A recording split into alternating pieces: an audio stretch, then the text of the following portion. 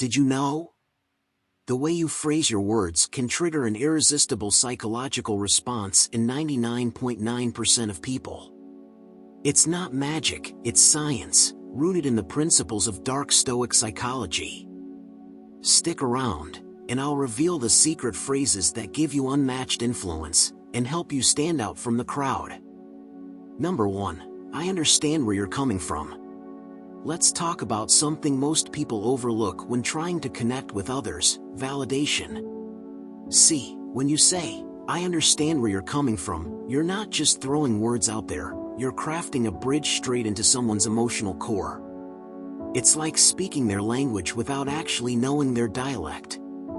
Those words, when used the right way, can make someone feel truly seen, and let me tell you, that's addictive. People crave being understood more than they crave winning an argument or proving a point. It's wild how much power this has, yet so few people know how to use it effectively. Now, here's the kicker: I understand where you're coming from isn't just about the words. No. It's about the energy you bring when you say them. If it feels forced or robotic, they'll sniff that out faster than you'd expect. The tone matters. The timing matters. Even your body language matters. Imagine locking eyes with someone, nodding slightly, and delivering that line with a warm, calm voice. It's not just a statement, it's an experience. And people love experiences. But why does it work so well? Simple: most of us go through life feeling like no one truly gets us. Think about it. How often do you talk to someone, and instead of really listening, they're just waiting for their turn to speak? They might hear your words, sure, but they're not listening. And that's where this phrase becomes a game changer. When you say, "I understand where you're coming from," you're breaking the pattern. You're giving them something rare: validation. Here's where things get interesting. When someone feels understood, their defenses crumble. You know that wall people put up, the one that says, "Don't get too close or I don't trust you yet"? That wall? It doesn't stand a chance against genuine understanding. It's like you've found the secret passcode to their inner world, and suddenly, they're open. They're vulnerable. They're yours to influence, not in a manipulative way, but in a way that allows for deep, authentic connection. But here's the thing: it's not just about agreeing with someone. That's a rookie mistake. Understanding doesn't mean saying, "Oh yeah, you're totally right." It means stepping into their shoes for a moment, seeing the world through their eyes, and acknowledging their perspective, even if it's wildly different from your own. You don't have to agree to understand. That's the beauty of it. You can validate their feelings without compromising your own beliefs, and that balance? It's magnetic. Picture this: someone's ranting about their problems, and instead of brushing them off or countering with your own point of view, you pause. You really listen. You let their words sink in. Then, you hit them with, "I get it. I understand where you're coming from." Not in a dismissive way, but in a way that says, "Your feelings matter to me." It's like flipping a switch. Their posture changes. Their tone softens. They feel lighter, even if just for a moment. And here's the cherry on top: when people feel understood, they're more likely to listen to you. That's the secret sauce. You can't influence someone who feels misunderstood or unheard. But when you've shown them that you get it, that you get them, they'll lean in. They'll trust you more. And trust? That's priceless. So the next time you're in a conversation, try it. Really try it. Don't rush to respond. Don't scramble to fix their problem. Just take a beat, absorb what they're saying, and when the moment's right, say, "I understand where you're coming from." Watch what happens. It might just surprise you how quickly those walls come tumbling down. Number 2, you're absolutely right. You know what's almost impossible to resist? Validation. It's like an instant hack to someone's psyche. And saying, "You're absolutely right," is the ultimate validation move. It's sneaky powerful because, let's face it, everyone loves to be right, even if they don't admit it. It's wired into our brains. Think about it. When someone tells you you're right, doesn't it feel like a mental high five? Like the world just confirmed you're smart, sharp, and, well, worth listening to? The phrase works wonders because it taps into the ego without being too obvious. The moment you say it, you're aligning yourself with the other person's perspective. You're not just agreeing, you're amplifying their sense of self-worth. And when people feel valued, they naturally gravitate toward you. They trust you more. They feel seen and heard. And that's intoxicating. But here's the kicker, you're not just stroking their ego. You're lowering their defenses. Think of it like this, when you agree with someone, even if it's just with those 3 little words, you're removing the friction. Suddenly, there's no need for them to argue or prove their point. They've won, and everyone loves a winner. They relax, they open up, and, before they know it, they're leaning in, figuratively and maybe even literally. And here's the dark stoic twist, it doesn't even matter if you actually agree with them. That's not the point. The goal isn't to prove who's right or wrong, it's to disarm. It's about creating connection, building rapport, and subtly steering the dynamic in your favor. See, most people get caught up in the trap of wanting to correct others. They want to debate, to show off how much they know. But when you resist that urge and instead drop "you're absolutely right," you're playing the long game. You're building trust and influence that will serve you far better than a quick gotcha moment ever could. Now, I get it, you're probably wondering, but what if I don't agree? Am I supposed to lie? Not exactly. You can find ways to make it genuine. Focus on the part of what they're saying that you can agree with. Even if it's just a sliver of truth, lean into that. Say, "You're absolutely right about this part." It's not about selling out your beliefs, it's about strategically choosing when and where to push back. Sometimes, the best power move is to let someone else feel like they've won, even when you've got a totally different plan in mind. What's wild is how versatile this is. You can use it with friends, coworkers, strangers, it doesn't matter. It works across the board. Why? Because it taps into something universal, the human need to feel understood. That's the secret sauce right there. Everyone wants to be seen as competent, as insightful, as someone who gets it. When you give them that, even in just a small way, they're hooked. They can't help it. And let's not forget how subtle this can be. You're not bowing down or giving away your power. If anything, you're quietly claiming power by setting the tone of the interaction. People who master this move don't just win arguments, they bypass them entirely. They get people to like them, to trust them, and, ultimately, to follow their lead. It's the art of influence disguised as a compliment. So, the next time you're in a conversation, try it out. Watch how people light up when you hit them with a sincere, "You're absolutely right." Notice how the energy shifts, how walls come down. It's like flipping a switch. The real magic isn't in the words themselves, though. It's in what they represent, a willingness to connect, to listen, and to make the other person feel like the most important person in the room. And that's how you become irresistible. Simple, right? But dangerously effective. Number 3, I value your opinion. Let me tell you something that's almost magical in its power. People love to feel important. It's just how we're wired. And when you tell someone, "I value your opinion," you're not just saying words.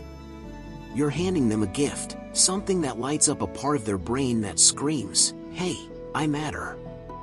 Think about it. We live in a world where everyone is shouting their thoughts into the void, desperate to be heard. And here you come, cutting through the noise, saying, "Hey, I actually care what you think."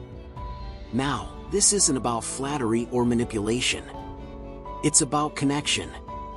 When you say, "I value your opinion," you're creating a moment. A moment where that person feels seen, feels like their voice carries weight. And when someone feels that, they lean in. They listen more closely. They open up in ways you wouldn't expect. It's like you've pressed a secret button that makes them feel good about themselves. And, let's be real, who doesn't want to feel that? Here's the thing though, it has to be genuine. People can smell fake a mile away. If you're just throwing out "I value your opinion" like it's some kind of script, it's going to fall flat. The real magic happens when you say it with intention, when you actually mean it. When your eyes say, "I'm here with you." Your thoughts matter. That's when walls come down. That's when trust is built. But let's dig deeper into why this works so well. Humans are naturally drawn to people who make them feel significant. It's in our DNA to seek approval and acknowledgement. It's how we survived in tribes, how we formed communities. So when you say those 5 little words, you're tapping into something primal. You're saying, "Hey, in this moment, you're important to me. Your perspective matters more than anyone else's." And don't underestimate how much people crave this, even if they don't show it. We all have that little voice inside that wonders if anyone truly notices us, if anyone truly cares. When you say, "I value your opinion," you silence that voice. You're not just validating their thoughts, you're validating them as a person. It's powerful. It's transformative. Now, here's where things get even more interesting. When someone feels valued, they're more likely to trust you. They're more likely to open up, to share things they wouldn't with just anyone. It's like you've unlocked a level of intimacy that few people ever reach. Suddenly, they're rooting for you. They want to help you, to support you, to be on your side. Why? Because you've given them something rare, the feeling of being truly heard. And let's talk about the ripple effect. When you make someone feel this way, it doesn't just stay between the two of you. That person walks away feeling better about themselves, about their day, about life in general. And guess what? They associate that feeling with you. You become the person who made them feel good, who made them feel seen. That kind of connection? It's unforgettable. But here's the twist, you don't always have to say the words directly. Sometimes, it's about how you listen, the way you respond. A nod, a thoughtful question, a pause to really take in what they're saying, all of these things communicate the same message: "I value your opinion." It's not just what you say, it's how you make them feel. So, the next time you're in a conversation, try it. Not as a trick, but as a genuine way to connect. Watch their reaction. See how their face changes, how their energy shifts. And notice what it does for you too. Because here's the secret nobody tells you: when you truly value someone's opinion, you grow too. You learn, you expand, you see the world through a lens you might have missed. It's a win-win. In a world where everyone's fighting to be heard, be the person who listens. Be the person who says, "I value your opinion," and actually means it. You'll be surprised how far it takes you. Number 4, can you help me understand your perspective? Let's dive into one of the most underrated tools for irresistible communication. Can you help me understand your perspective? It's such a simple question, yet it carries a kind of power that most people overlook. See, at its core, this isn't just about words, it's about creating a space where someone feels safe enough to really open up.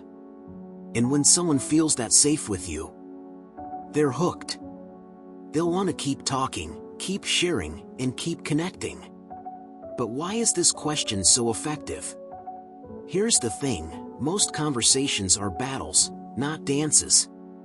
People are stuck in their own heads, fighting to be right, to be heard, to feel like their view is the one that matters most. The moment you say, "Can you help me understand your perspective?" you flip the script. You're no longer a competitor in their verbal boxing match, You've become a curious observer, someone who genuinely wants to see the world through their eyes. That's disarming. And let's face it, we all want to feel like our perspective matters. What makes this phrase so magnetic is its humility. It's not just asking for clarification, it's admitting that you don't have all the answers. Think about it. How many people do you know who are willing to say, "Hey, I might be missing something. Help me see what you see"? Almost none, right? That vulnerability? That willingness to learn? It's rare, and that's exactly why it's so captivating. Now, don't confuse this with just letting them talk.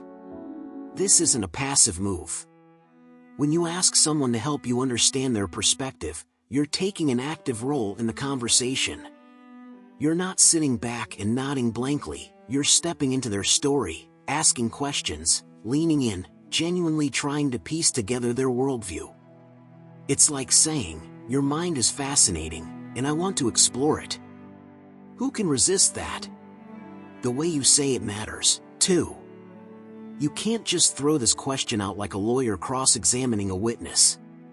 It's not a trap. It's an invitation. Your tone has to be soft, your body language open. Maybe you tilt your head slightly, give a little smile, or let your eyebrows raise just enough to show curiosity. And your timing? Crucial. You don't blurt it out in the middle of their sentence. Wait. Listen. Let there be a pause, a beat. Then say, "Can you help me understand your perspective?" Like you're handing them a gift, not demanding something from them. Here's where the real magic happens. When you ask this question, you're not just understanding their perspective, you're getting them to reflect on it, too. People rarely take the time to fully articulate their thoughts. By asking them to explain, you're guiding them to clarity, and in doing so, you're becoming a part of their thought process. That's powerful. Suddenly, you're not just someone they're talking to, you're someone who helped them figure things out. That kind of connection is hard to shake. Now, you might be thinking, isn't this just a fancy way of agreeing with someone? Not at all. You don't have to agree to understand. In fact, some of the best conversations happen when you don't see eye to eye. But instead of shutting down or arguing, you lean in with curiosity. Why do they think that way? What experiences shaped their view? What do they see that I'm missing? Asking for their perspective doesn't mean giving up your own. It means valuing theirs enough to explore it. And here's the beauty of it. When you show someone that you truly care about their perspective, they'll start to care about yours. It's a give and take. The walls come down, the tension eases, and suddenly, it's not about who's right or wrong. It's about understanding each other, and that kind of connection? It's rare. It's addictive. It's unforgettable. So, the next time you're in a conversation, whether it's heated or just casual, try it. Slow down. Take a breath. Then ask, "Can you help me understand your perspective?" Watch what happens. You might just find yourself unlocking doors to a deeper connection than you ever thought possible. Number 5, I appreciate your honesty. There's something magnetic about honesty, isn't there? It's raw, unpolished, and just a little bit dangerous. When someone is honest with you, genuinely, no sugarcoating, no dancing around the edges, it can feel like they're handing you a piece of their soul. That's why saying, "I appreciate your honesty," hits so hard. It's not just a compliment, it's a recognition of courage. And, let's be real, everyone loves to feel brave, even if it's for a fleeting moment. When you tell someone, "I appreciate your honesty," you're doing something subtle yet profound. You're validating their decision to be real with you. Honesty, after all, isn't always easy. It's vulnerable. It's messy. It risks rejection, judgment, or worse, indifference. So, when you acknowledge it, you're essentially saying, "I see you. I value you. You're safe with me." And who doesn't crave that kind of reassurance? But here's where it gets interesting. This phrase isn't just about making the other person feel good. It's about setting the tone for the entire interaction. You're signaling that you're someone who values authenticity, who can handle the truth without flinching. That's power. That's influence. Because now, the other person feels like they don't have to tiptoe around you. They're drawn to your energy, your openness.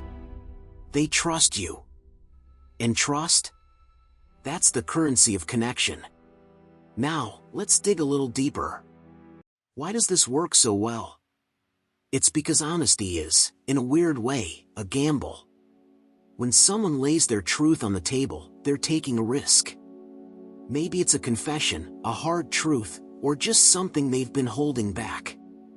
By saying, "I appreciate your honesty," you're rewarding that risk. You're saying, "Hey, you bet on being real, and it paid off." That kind of reinforcement is addictive.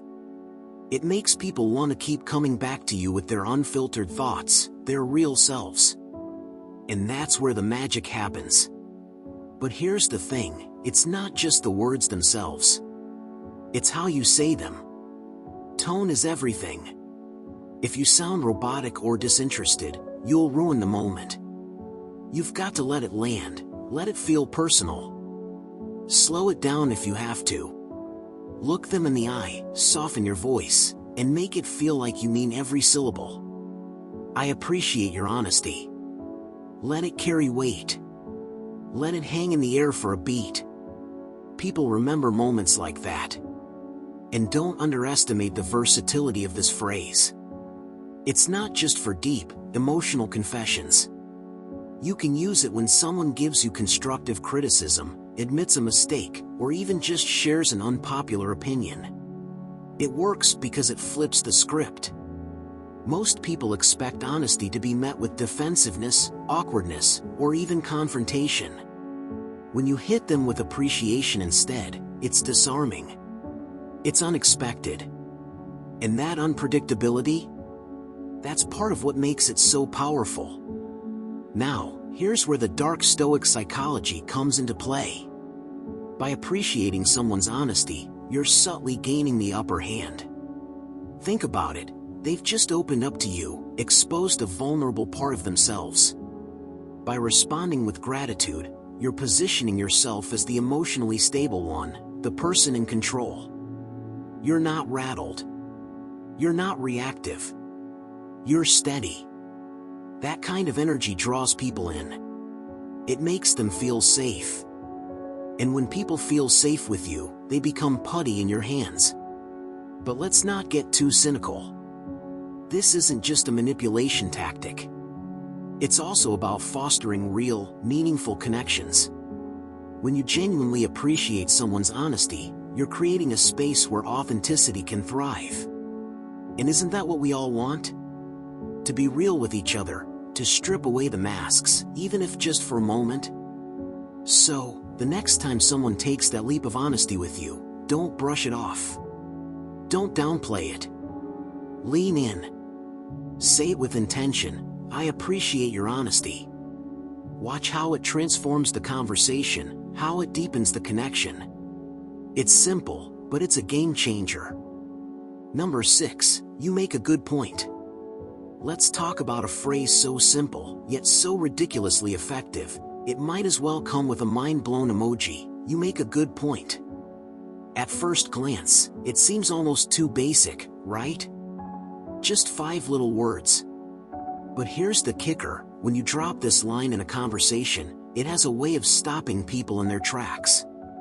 Not because it's flashy or over the top, but because it's disarming. It's unexpected. And it taps into something almost everyone secretly craves, validation. Think about it. When you say, "You make a good point," you're not just agreeing with someone. You're recognizing their intelligence, their insight, their ability to bring something valuable to the table. You're saying, "Hey, what you just said, it's not just noise. It's worth something." And the thing is, most people aren't used to hearing that. They're used to defending their ideas, explaining themselves, or even being brushed off. So when you acknowledge their point like that, it hits different. Now, let's break this down. Why does this phrase work so well? First, it's because it shifts the power dynamic. When you tell someone they've made a good point, you're putting them in the driver's seat, even if it's just for a moment. You're letting them feel smart, capable, and influential. And guess what? People love that. It doesn't matter how confident someone seems on the outside, deep down, everyone loves a little ego boost. But there's more to it than stroking egos. You make a good point also shows that you're open-minded, that you're willing to listen and consider perspectives other than your own. And let me tell you, in a world where most people are just waiting for their turn to speak, that's a rare quality. When you say these words, you're basically telling the other person, I hear you. I see you. You're not just talking to a brick wall. And that's powerful. Here's where it gets interesting. You don't always have to fully agree with someone to say this. Maybe their point isn't a complete slam dunk, but there's still some truth in it, something worth acknowledging. When you call that out, it opens the door to deeper, more meaningful conversations. Instead of getting stuck in a debate, you're saying, hey, let's build on this together. Suddenly, it's not about who's right or wrong, it's about collaboration. And that kind of dynamic? It's magnetic. People are drawn to it. Now, let's talk about delivery. The way you say you make a good point matters. If it's flat or robotic, it's going to fall flat. But if you say it with curiosity, maybe even a little surprise, it lands differently. Imagine leaning in slightly, raising an eyebrow, letting a small smile curl at the corner of your lips. You make a good point. Boom. It feels real. It feels personal. It feels like you're genuinely impressed, and that impression lingers. But don't stop there. If you really want to take it to the next level, follow it up with something specific. You make a good point about, insert detail. I hadn't thought about it like that before. When you do this, you're not just validating their point, you're engaging with it. You're showing that you've actually listened, that you're willing to dig deeper. And let me tell you, people love that. They love feeling like their words matter, like they're being taken seriously. Here's the secret sauce, though. When you use this phrase, it's not just the other person who benefits, you do too. Because by acknowledging their point, you're keeping your ego in check. You're reminding yourself that you don't have all the answers, that there's always more to learn. And when you approach conversations with that kind of humility, people can't help but respect you. They're drawn to you because you're not just talking at them, you're connecting with them. So next time you're in a conversation, try it. When someone says something that catches your attention, don't just nod or let it slide. Pause for a second. Let the words sink in. And then say it, you make a good point. Watch how their face changes, how their tone softens, how the energy in the room shifts. It's a simple phrase, sure. But in the right moment, with the right intention, it's pure magic. Number 7, what do you think we should do? Alright, let's get into this one. What do you think we should do? 7 words that pack an unbelievable punch. You might think this is just a simple question, but oh no, it's way more than that. This question is like handing someone the keys to the driver's seat of the conversation. It's an invitation, a power move, and a charm spell all rolled into one. First off, why does this question work so well? Easy. People love to feel valued. They love to feel like their opinion actually matters, like they're not just a spectator in the decisions being made around them. By asking, what do you think we should do, you're saying, hey, I trust you. Your input is important. Let's figure this out together. That level of respect? It's magnetic. Most people go through life feeling overlooked, like their thoughts are background noise. You're flipping that script and putting them in the spotlight. Now, here's the sneaky genius of this question. It shifts the dynamic without anyone even realizing it. You're no longer just the one in control. You've made them a partner, a collaborator. But here's the kicker, you're still steering the ship. You're just letting them think they're holding the map. It's psychological judo, redirecting their energy in a way that benefits both of you. The tone, though, that's critical. This isn't a demand. You're not barking, "Well, what should we do?" That's confrontational. Nobody wants that. Instead, you deliver it with a kind of relaxed curiosity, like you genuinely care what they think. Because you should care. Even if their idea isn't a slam dunk, it still gives you insight into how they're processing the situation. And knowing how someone thinks, that's a gold mine. Now, let's talk about the word "we" in this phrase. That's where the magic happens. When you say "we," you're creating a sense of unity. It's not about you versus them or one person being the hero, it's about teamwork. You're saying, "Hey, we're in this together. Your thoughts matter because this is our decision, not just mine." That little shift in language pulls people closer. It makes them feel like they're part of something bigger, and that's irresistible. But here's where it gets even better. This question doesn't just make people feel valued, it also takes the heat off you. Think about it, when there's pressure to make a decision, most people either freeze or panic. Asking, "What do you think we should do?" redirects that pressure. It buys you time. It shows humility. And it gives you a chance to gather more information before you make your move. Of course, this isn't just about collecting opinions, it's about strategy. The way they answer tells you so much. Are they confident? Hesitant? Are they thinking about the big picture, or are they stuck on small details? Their response gives you a window into their mindset, their priorities, their fears. And once you have that information, you can respond in a way that meets them where they are. Now, don't get it twisted, you're not asking this question just to agree with whatever they say. That's not the point. You don't have to follow their suggestion to the letter. In fact, sometimes their response might spark an idea you hadn't even considered. Or maybe it'll confirm that your gut instinct was right all along. Either way, asking this question isn't about giving up control, it's about gathering perspective. But here's the real beauty of it. When someone feels like they had a hand in the decision-making process, they're way more likely to be on board with the outcome. Even if things don't go perfectly, they won't feel like the blame rests solely on your shoulders. They'll own it, too. And that shared accountability? That's priceless. So next time you're in a situation where the stakes are high, or even if they're not, try it. Look them in the eye, take a breath, and ask, "What do you think we should do?" Watch how it transforms the dynamic. Watch how they lean in, how their expression changes, how the conversation becomes something deeper, something more collaborative.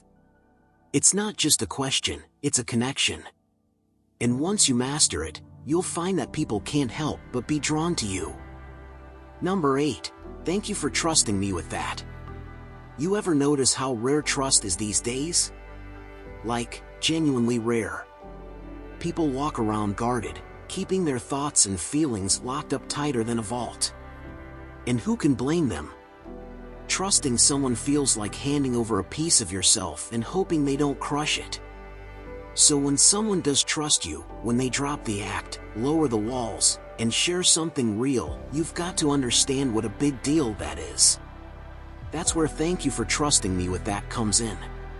It's not just a phrase, it's a moment. It's a way to pause, to let the other person know you don't take their vulnerability lightly. Those words have a kind of quiet gravity to them. They show you recognize the risk they took by opening up. You're telling them, "Hey, I see what you just did there, and I respect it." And let me tell you, that level of acknowledgement, It's magnetic. See, people don't just want to be heard, they want to feel safe while being heard. When you say, "Thank you for trusting me with that," you're creating a safe harbor in an often chaotic world.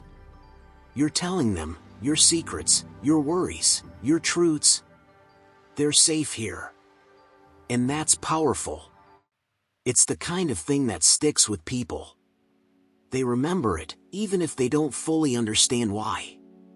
It's like planting a seed of connection, one that grows deeper over time. Now, let's talk about the psychology behind it. Trust is inherently risky. It's vulnerable. When someone shares something personal or difficult, they're exposing themselves to judgment, to rejection, to the possibility that you might not handle it the way they need. By responding with gratitude, "Thank you for trusting me with that," you flip the script. You take what could have been a nerve-wracking moment for them and turn it into a validating one. You're not just accepting their trust, you're celebrating it. And people love to feel like their risks are worth it. Here's the thing, though, you've got to mean it. You can't just toss this phrase out there like it's a generic platitude. People can sniff out insincerity from a mile away. You've got to let it land, make it personal. Maybe lower your tone a bit. Look them in the eye if it feels right. Let them feel the weight of your words. Because this isn't about stroking egos or saying the right thing. It's about creating a moment of genuine connection. And when you get it right, that connection becomes unshakable. But here's where it gets interesting. There's a subtle power dynamic at play here. By thanking someone for their trust, you're not just acknowledging their vulnerability, you're positioning yourself as someone worthy of it. Think about that for a second. You're essentially reinforcing the idea that you're the kind of person people should confide in. And once that dynamic is established, people will naturally gravitate toward you. They'll see you as someone solid, dependable, someone they can lean on when things get heavy. That kind of reputation? It's priceless. Now, don't get it twisted, this isn't about manipulation. It's about understanding the psychology of trust and using it to build something real. When you say, "Thank you for trusting me with that," you're making a promise, whether you realize it or not. You're promising to honor their trust, to protect what they've shared with you. And when you follow through on that promise, that's when relationships deepen. That's when people start to see you as more than just another face in the crowd. And let's not forget how this phrase makes you feel. It's humbling, isn't it? When someone trusts you, it's like they're saying, "I believe in you." That's a big deal. It's a reminder that the way you show up in the world matters, that the energy you bring to the table has an impact. So, in a way, this phrase isn't just for them, it's for you, too. It's a grounding moment, one that pulls you out of the noise and reminds you what really matters: connection, trust, and the rare, beautiful moments when someone chooses to be real with you. So next time someone opens up to you, whether it's something heavy, something awkward, or just something deeply personal, don't brush it off. Don't rush to respond.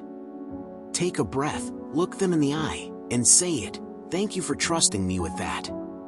Watch how their shoulders drop, how their expression softens. It's like magic, but it's real. And that's the kind of moment people don't forget. Number 9, I admire your courage. Let's dive into a phrase that's both bold and strangely magnetic: I admire your courage. Those 4 words pack a punch. Why? Because they hit people right where it matters, their sense of self. Courage isn't just some surface-level quality like being nice or polite. It's raw. It's primal. And when you call it out in someone, you're not just complimenting them, you're validating something deep within them. Something they might not even realize they needed someone to notice. Let's be honest here. Most people go through life feeling like their struggles, their battles, their moments of bravery, are invisible. They fight silent wars, whether it's against fear, self-doubt, or external challenges, And rarely does anyone stop and say, "You know what? That took guts." So, when you say, "I admire your courage," it's like flipping on a light in a dark room. You're shining attention on something that matters, something that resonates on a human level. But what makes this phrase so irresistible? First, it's the rarity of it. Let's face it, how often do people acknowledge courage? Compliments usually stay in the safe zone. "You're smart," or "You look great today." But courage? That's deeper. That's about character. It's about recognizing someone's strength to step up, speak out, or stand firm. And when you point that out, you're not just giving a compliment, you're making a statement. You're saying, "I see the fire in you, and I respect it." Here's the cool part: "I admire your courage" isn't just about what you're saying, it's about what it does. It creates a ripple effect.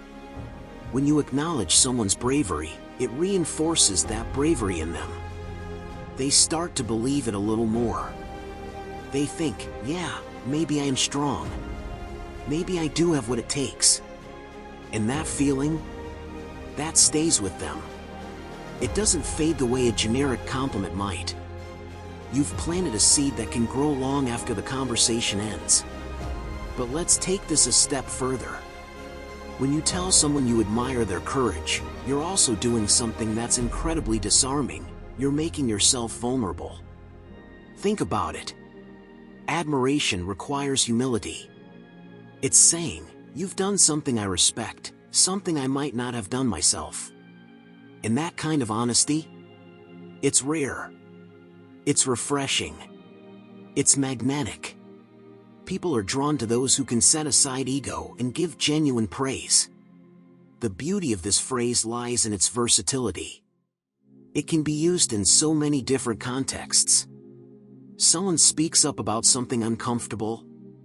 "I admire your courage for saying that." They take a risk, even if it's a small one. "That took guts." "I admire your courage." They stand by their values, even when it's hard. "You know, I really admire your courage to stick to what you believe." It's adaptable, yet it never loses its weight. Every time you say it, it lands with the same impact. Now, let's talk delivery. The way you say "I admire your courage" can make all the difference. If you toss it out casually, it might not hit as hard. But if you slow down, let your tone carry a hint of respect, maybe even awe, it becomes something else entirely. Look them in the eye, let the words sink in, and watch what happens. You'll see it in their expression, in their posture. It's like you've given them permission to feel proud of themselves, maybe for the first time in a while. And here's the kicker: this phrase doesn't just elevate them. It elevates you too. When you're the kind of person who notices courage in others, people start to see you differently. You become someone who looks beyond the surface, someone who values substance over style. That kind of presence? It's hard to ignore. It's the kind of energy people want to be around, to be influenced by. So, the next time you catch someone doing something brave, whether it's bold and obvious or quiet and understated, don't let the moment pass. Say it. "I admire your courage." You might just change how they see themselves. And in doing so, you might change how they see you too. It's a small phrase with massive potential. Use it wisely. Number 10, that's a very interesting way of looking at it. Let's talk about one of the most underestimated phrases in human interaction. That's a very interesting way of looking at it. At first glance, it might not seem like much, just a few words strung together. But don't let its simplicity fool you. This phrase, when used correctly, is a social superpower. It's like slipping a subtle compliment into a conversation while simultaneously drawing someone closer to you. It's the perfect blend of curiosity, validation, and intrigue, all rolled into one.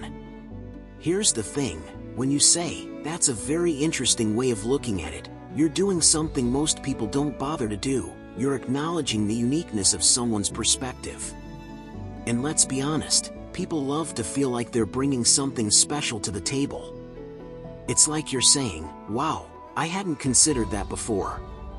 You've given me something to think about." And who doesn't want to feel like they've just blown someone's mind, even a little? Now, the magic isn't just in the words themselves, it's in how you deliver them. The tone has to be genuine, your body language open, maybe even a slight smile or a tilt of the head. It's not a phrase you throw out casually, it's one you say with intention. If you rush through it or sound dismissive, it loses all its charm. But if you slow down, really let the words land, it creates this subtle pause in the conversation, a moment where the other person feels truly seen. Why is this so effective? It's because it feeds one of the deepest human needs, the need to feel valued. Most people go through life feeling like their ideas aren't worth much, like they're just one voice in a noisy crowd. When you take the time to point out that their perspective is interesting, you're telling them, "Hey, you've got something worth sharing. You're not just like everyone else." That kind of validation? It's intoxicating. But there's more to it than just flattery. This phrase also sets you apart. Let's face it, most people are quick to jump into debates, to prove their own point, to dominate the conversation. But when you pause and say, "That's a very interesting way of looking at it," you're showing restraint. You're signaling that you're not just here to talk, you're here to listen. That's rare. And rare things? They're irresistible. Here's another layer to this. The phrase is a masterclass in ambiguity. Think about it, it doesn't necessarily mean you agree with what they're saying. You're not committing to their point of view. You're simply acknowledging it, opening the door for deeper dialogue. It's like saying, "Tell me more," without actually saying those words. It invites them to elaborate, to dive deeper into their thoughts, and in doing so, they end up revealing even more about themselves. That's where the real power lies, because the more someone shares with you, the stronger the bond becomes. This phrase also works wonders in situations where you might not fully agree with someone. Instead of outright rejecting their viewpoint or getting defensive, you can use it as a way to de-escalate tension. That's a very interesting way of looking at it. Keeps the conversation flowing without creating friction. It shows that you're open-minded, that you're not here to shut them down.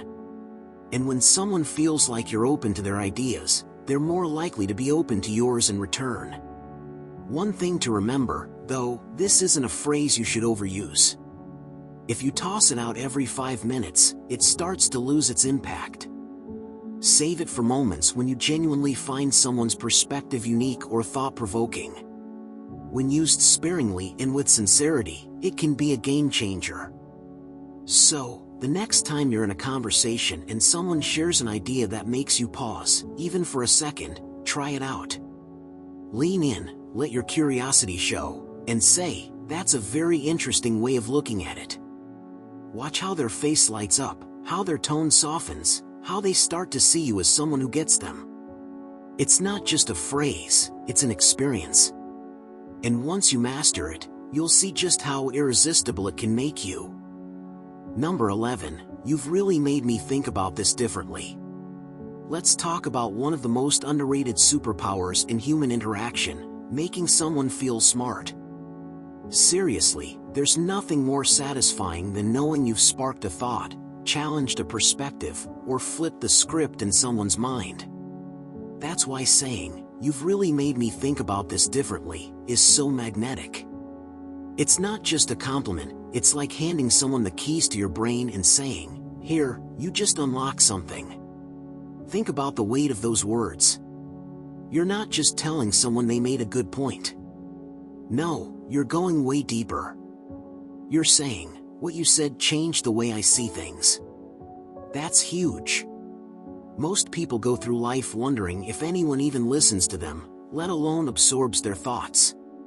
When you hit them with this phrase, it's like you're shining a spotlight on their mind. You're giving them credit where it really counts, in their ability to influence and inspire. And let me tell you, that feeling? Addictive. Here's why this works on such a deep level. People want to matter. They want to feel like their ideas have weight, like they're not just shouting into the void. By saying, "You've really made me think about this differently," you're giving them proof that they do matter. You're showing them that their words didn't just bounce off you, they landed, they sunk in, they rearranged something inside your head. That's powerful stuff. It's like telling someone, your perspective isn't just valid, it's transformative. And let's not forget the psychological element here. When you tell someone they've shifted your perspective, you're also subtly positioning them as an authority on the topic. You're saying, "You know something I didn't." That kind of validation is like a shot of adrenaline for their ego. They start to see you as someone who values their insight, who respects their intellect. And here's the kicker, people love being around those who make them feel smart. It's an irresistible pull. They'll seek out your company, crave your conversations, and, whether they realize it or not, start to hold you in higher regard. But here's the twist, this phrase isn't just about them. It's also about you. By admitting that someone's made you think differently, you're showing a rare kind of confidence, intellectual humility. You're saying, "I don't have all the answers, and I'm open to learning from you." That openness is magnetic because it's so uncommon. Most people are too wrapped up in being right to ever admit they've been influenced. When you flip the script and embrace change, you stand out. You become someone people want to talk to, someone they want to share their ideas with. Now, let's talk about how to make this phrase really land. Tone matters. If you toss it out casually, it'll feel hollow. You've got to let it carry some weight. Pause for a second before you say it. Maybe tilt your head, furrow your brow a bit, something to show you're genuinely reflecting. Then say it slowly, "You've really made me think about this differently." Let them feel the impact of those words. Because trust me, they will.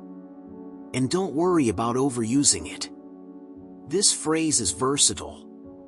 It works in deep, philosophical conversations just as well as it does in light, everyday chats.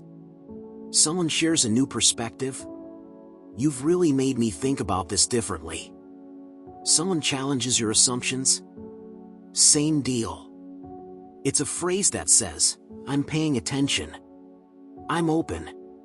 I value what you bring to the table." And that kind of energy, people can't resist it. Here's the thing, though, it has to be genuine. Don't throw this out as a tactic or a platitude.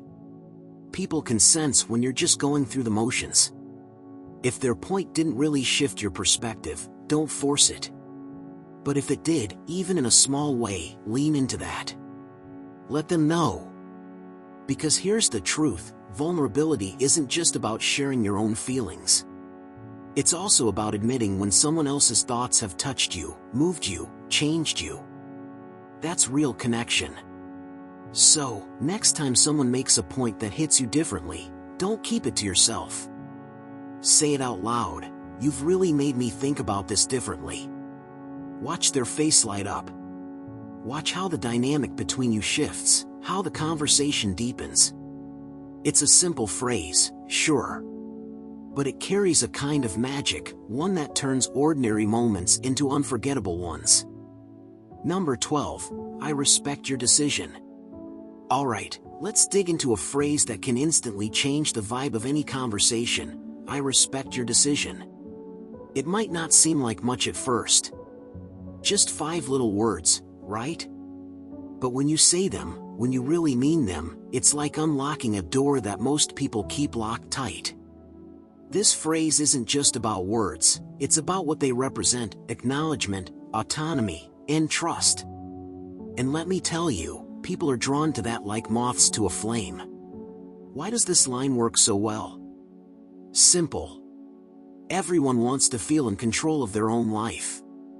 Nobody likes being told what to do or being made to feel like their choices are up for debate. When you say, "I respect your decision," you're doing something rare. You're stepping back and letting them own their moment. You're saying, "Hey, I trust you to make your own call, and I'm not here to judge or interfere."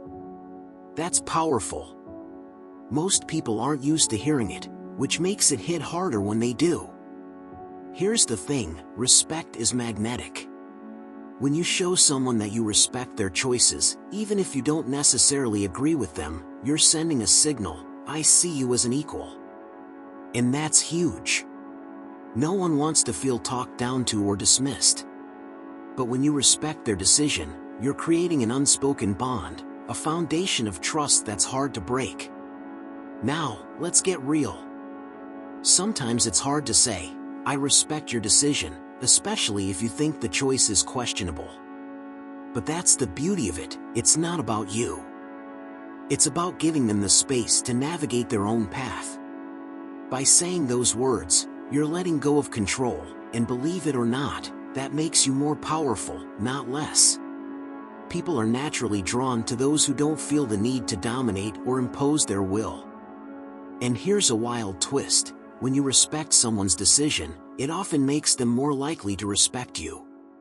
Why? Because respect is a two-way street. When you show that you're not here to undermine them or force your perspective, they feel safer, less defensive. And in that space, real connection happens. They start seeing you as someone they can trust, someone they can open up to without fear of judgment. But let's talk delivery because, let's be honest, how you say something matters just as much as what you're saying. If you drop "I respect your decision" in a flat, dismissive tone, it's going to feel fake. It'll come across as, "Whatever, do what you want." And that's not the vibe you're going for. The magic happens when you say it with sincerity. Maybe add a nod, a thoughtful pause, or even a slight smile. Let them feel that you mean it, that you're genuinely stepping back and letting them take the reins. What's really interesting is how versatile this phrase is. It works in almost any situation. Someone's making a tough call? "I respect your decision." They're choosing something you wouldn't? "I respect your decision."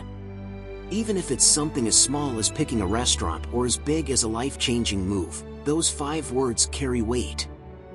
They're like a bridge, closing the gap between two people, even if their perspectives don't fully align. And let's not forget what this does for you. Saying, "I respect your decision" forces you to practice humility, to acknowledge that your way isn't the only way. That's a game changer. It keeps your ego in check, and it shows others that you're secure enough to let them have their moment. And that security? It's contagious. People notice it. They're drawn to it. They start to see you as someone who's grounded, confident, and wise enough to know when to step back. So, here's the challenge. The next time you're tempted to argue, to push back, to correct someone, pause. Take a breath. And try this instead. "I respect your decision." Watch what happens. Notice how their demeanor shifts, how the tension melts away, how the conversation takes on a whole new energy. It's a small phrase, but it carries a big message. "I trust you to do you." And that's irresistible. In the next section, let's discuss 13 signs that you should cut ties with someone even if it's your family or friend. Number 1. Consistent disrespect or belittling. When someone constantly disrespects you or belittles you, it's a clear sign that the relationship needs to be reevaluated. Respect is the foundation of any meaningful connection, whether with family or friends. If that respect is consistently missing or undermined, the relationship can turn toxic. Disrespect isn't just about big, obvious moments. Often, it shows up in the little things, the way someone dismisses your opinions, makes you feel small with their words, or undermines your worth through subtle comments. It's not always easy to spot disrespect either. Sometimes, it starts small, like a sarcastic comment here or a cutting remark there. But over time, these little jabs can add up, chipping away at your confidence and self-worth. It might feel like you're walking on eggshells around that person, never quite sure when they're going to belittle you again. And when they do, It's often followed by a justification like, "I was just joking," or "You're too sensitive." But let's be real, jokes are supposed to make you laugh, not make you feel less than. In a relationship where respect is lacking, it's easy to start doubting your own thoughts and feelings. You might begin to question if you're overreacting, if maybe you are being too sensitive. This is a dangerous pattern. Disrespect, even when disguised as humor or casual teasing, chips away at your sense of self. If you find yourself constantly second-guessing your own emotions, it's a sign that the balance in that relationship is off. And let's not ignore the impact of belittling. When someone continuously makes you feel small or unimportant, it's like an emotional weight that drags you down. It's exhausting to be around people who make you feel as if you don't matter, and worse, it can isolate you. You might start withdrawing, feeling like you're not worth the effort, or you might even start to believe the negative things they say about you. This is never healthy, and over time, it can leave scars that are difficult to heal. Even if this kind of behavior comes from someone you're close to, someone you love, it doesn't mean you have to accept it. Stoicism teaches us that we can't control the actions of others, but we can control how we respond. If you're constantly met with disrespect, it's your choice whether to continue subjecting yourself to that kind of treatment. Remember, boundaries are important for your mental and emotional well-being. Stoics believed in keeping inner peace, and part of that involves protecting your mind from constant negativity and emotional harm. At the end of the day, a relationship where respect is absent is draining, and it takes a toll on your spirit. You deserve to be around people who lift you up, not tear you down. Don't be afraid to walk away from those who bring negativity into your life. Cutting ties, especially with family or friends, isn't about giving up on them, it's about giving up on the behavior that disrespects you. You deserve better than that, and it's time to recognize that for your own peace of mind. Number 2, toxic or abusive behavior. Let's talk about toxicity and abuse, two things no one should have to tolerate, not even from the people closest to them. It can be tricky to recognize sometimes, especially when it comes from family or longtime friends. You might shrug it off as just how they are or convince yourself you're overreacting. But here's the thing, if someone consistently drains your energy, belittles your worth, or makes you question your self-respect, it's time to rethink the relationship. Toxic behavior shows up in all sorts of ways.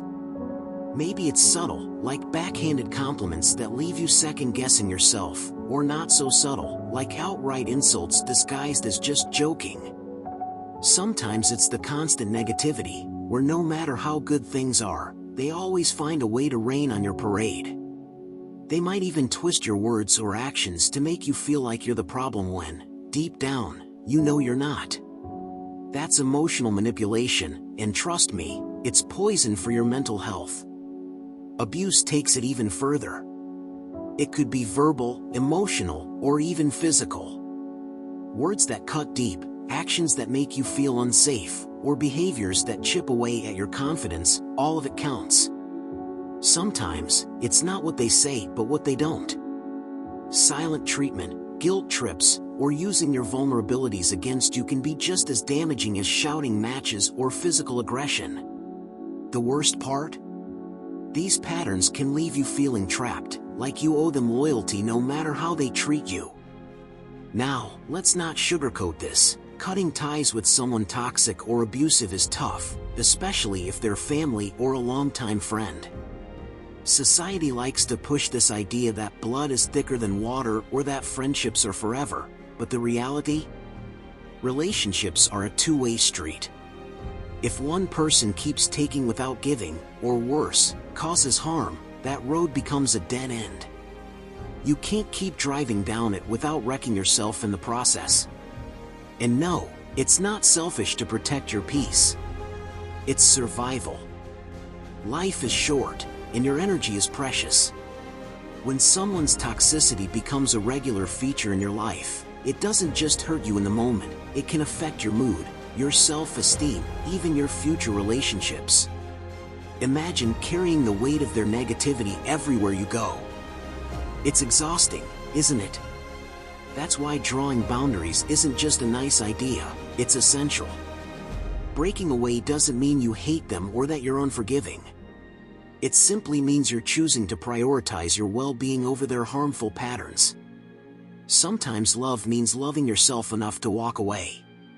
So if you've been making excuses for someone's toxic behavior or enduring abuse out of a sense of duty, take a step back and ask yourself, what am I really gaining from this relationship? And at what cost? Remember, you don't have to stay where you're not valued. You have the right to a life filled with respect, kindness, and peace. And sometimes, that starts by letting go. Number 3, manipulation or exploitation. Let's face it, manipulation is sneaky. It's not always loud or obvious, and that's what makes it so dangerous. Sometimes, it's wrapped in sweetness, cloaked in concern, or disguised as something for your own good. It's when someone pulls the strings behind the scenes, bending you to their will while you're left wondering if it was your choice all along. Exploitation? That's the next step. It's when they don't just influence you but straight up use you, like a tool, for their gain. You might not notice it at first. It could start small, like always being the one who's expected to adjust, sacrifice, or step up while they barely lift a finger. Maybe they're constantly guilt-tripping you with phrases like, "After all I've done for you," or "If you really cared about me, you'd do this." These lines hit hard because they make you question yourself. Are you selfish? Are you ungrateful? Spoiler alert, you're not. You're being played. What makes manipulation so tricky is how subtle it can be. A sarcastic comment here, a dismissive attitude there, or those moments when they somehow turn every argument into your fault. You walk away feeling like the villain, even though deep down, you know you're not. That's their game, to twist the narrative so you doubt your instincts. And if someone's constantly making you feel like the bad guy while they're painting themselves as the victim, that's a huge red flag waving in your face. Now, exploitation takes the manipulation to a whole new level. This isn't just someone nudging you for small favors, it's them seeing you as an endless resource. Your time, energy, money, or even just your emotional support becomes something they drain without a second thought. You're left exhausted, drained, and wondering why your needs always seem to come second, or not at all. The worst part? They might not even acknowledge what they're doing. Instead, they'll justify it, saying, "You're so good at this, I knew you'd help," or worse, "You owe me." And let's not ignore the power dynamics. Manipulators often exploit your love, loyalty, or sense of duty. If it's family, they might lean on the whole blood is thicker than water thing to keep you in their web. If it's a friend, they could play the ride or die card, acting like your refusal to comply means you're not a good friend. That's not loyalty, that's control, plain and simple. Here's the truth, relationships, even the closest ones, should never feel like a constant game of tug-of-war where you're always the one being pulled. Healthy connections lift you up, they don't weigh you down. If you're questioning whether someone is manipulating or exploiting you, listen to that little voice in your head. It's there for a reason. You're not selfish for wanting to protect your peace. It's not wrong to put your foot down. And cutting ties? Sometimes, it's not just okay, it's necessary. Number 4, lack of mutual respect or support. There's something about mutual respect and support that is the glue holding relationships together. Without it, things start to fall apart. When you're in a connection with someone, whether it's family or a friend, the expectation is that you'll have each other's backs. You support each other, you respect each other's decisions, and there's this unspoken understanding that you're both in it for the long haul. But what happens when that balance is broken? It's like a house of cards, really. One piece out of place, and the whole structure begins to crumble. When mutual respect or support is absent, everything starts feeling off. You might begin to notice that you're constantly giving, but not receiving. Maybe it's emotional energy, or maybe it's just a simple "Hey, how are you doing?" When someone isn't checking in on you, when they're not there to lend an ear or offer encouragement, it becomes clear that something's missing. Relationships are supposed to be two-way streets, not one-way lanes where you're the only one doing the driving. Now, it's not always about big, grand gestures. It can be the subtle things. Maybe they don't listen when you talk, or they brush off your successes with a dismissive "that's nice." Or worse, they'll tear you down when you're trying something new, instead of offering the support you need to take that next step. And it's not about expecting everyone to agree with you all the time. No, support means having someone stand beside you even when they don't fully understand your journey, or when they might not be in the same place as you. But if that support is one-sided, you begin to feel like you're carrying the weight alone. Respect is the other side of the coin. It's easy to take it for granted, but when it's missing, you'll feel it. If someone constantly dismisses your thoughts or belittles your opinions, that's a red flag. Your thoughts and feelings matter, and anyone who truly cares for you should respect that. Stoicism teaches us to maintain our own integrity and value regardless of how others treat us, but that doesn't mean we should tolerate being mistreated. If someone repeatedly disrespects you, it starts to erode your self-worth. It doesn't matter if it's coming from someone you love either. No one is immune from this principle. Respect is a basic need in any relationship. Here's the kicker: when there's no mutual respect or support, you'll start to feel drained. Like you're putting in more than you're getting back, and it becomes emotionally exhausting. It's a cycle that can leave you questioning your worth, and that's a dangerous place to be. You might find yourself holding onto this relationship out of guilt or a sense of obligation, but in reality, it's not serving you. Relationships are supposed to help you grow, not hold you back. They should challenge you to be the best version of yourself, not pull you down. So, what do you do when you realize the balance is off? The answer might be difficult, but it's necessary. You need to take a step back. If you're not getting the support you deserve, or if your respect is being overlooked, it's okay to reassess the relationship. Stoicism teaches us that we don't have to tolerate negative behavior from others in the name of loyalty or family. It's about maintaining your peace, your self-respect, and your mental well-being. In the end, relationships built on mutual respect and support are rare gems. If you're lucky enough to find them, nurture them. But if you're stuck in something that drains you and leaves you questioning your worth, it might be time to cut ties. Your happiness and peace of mind are worth it. Number 5. Constant negativity or drama. Ever feel like some people bring a thundercloud with them wherever they go? It's like no matter the situation, they'll find a way to point out the cracks, the flaws, the tiniest speck of dirt on an otherwise clear window. Constant negativity can be suffocating, and let's not even get started on drama. Some folks live for it. They thrive in chaos and seem to make every little bump in the road a mountain of melodrama. And guess what? If you're not careful, their storm can start to feel like your normal weather. Negativity is sneaky. It often starts small.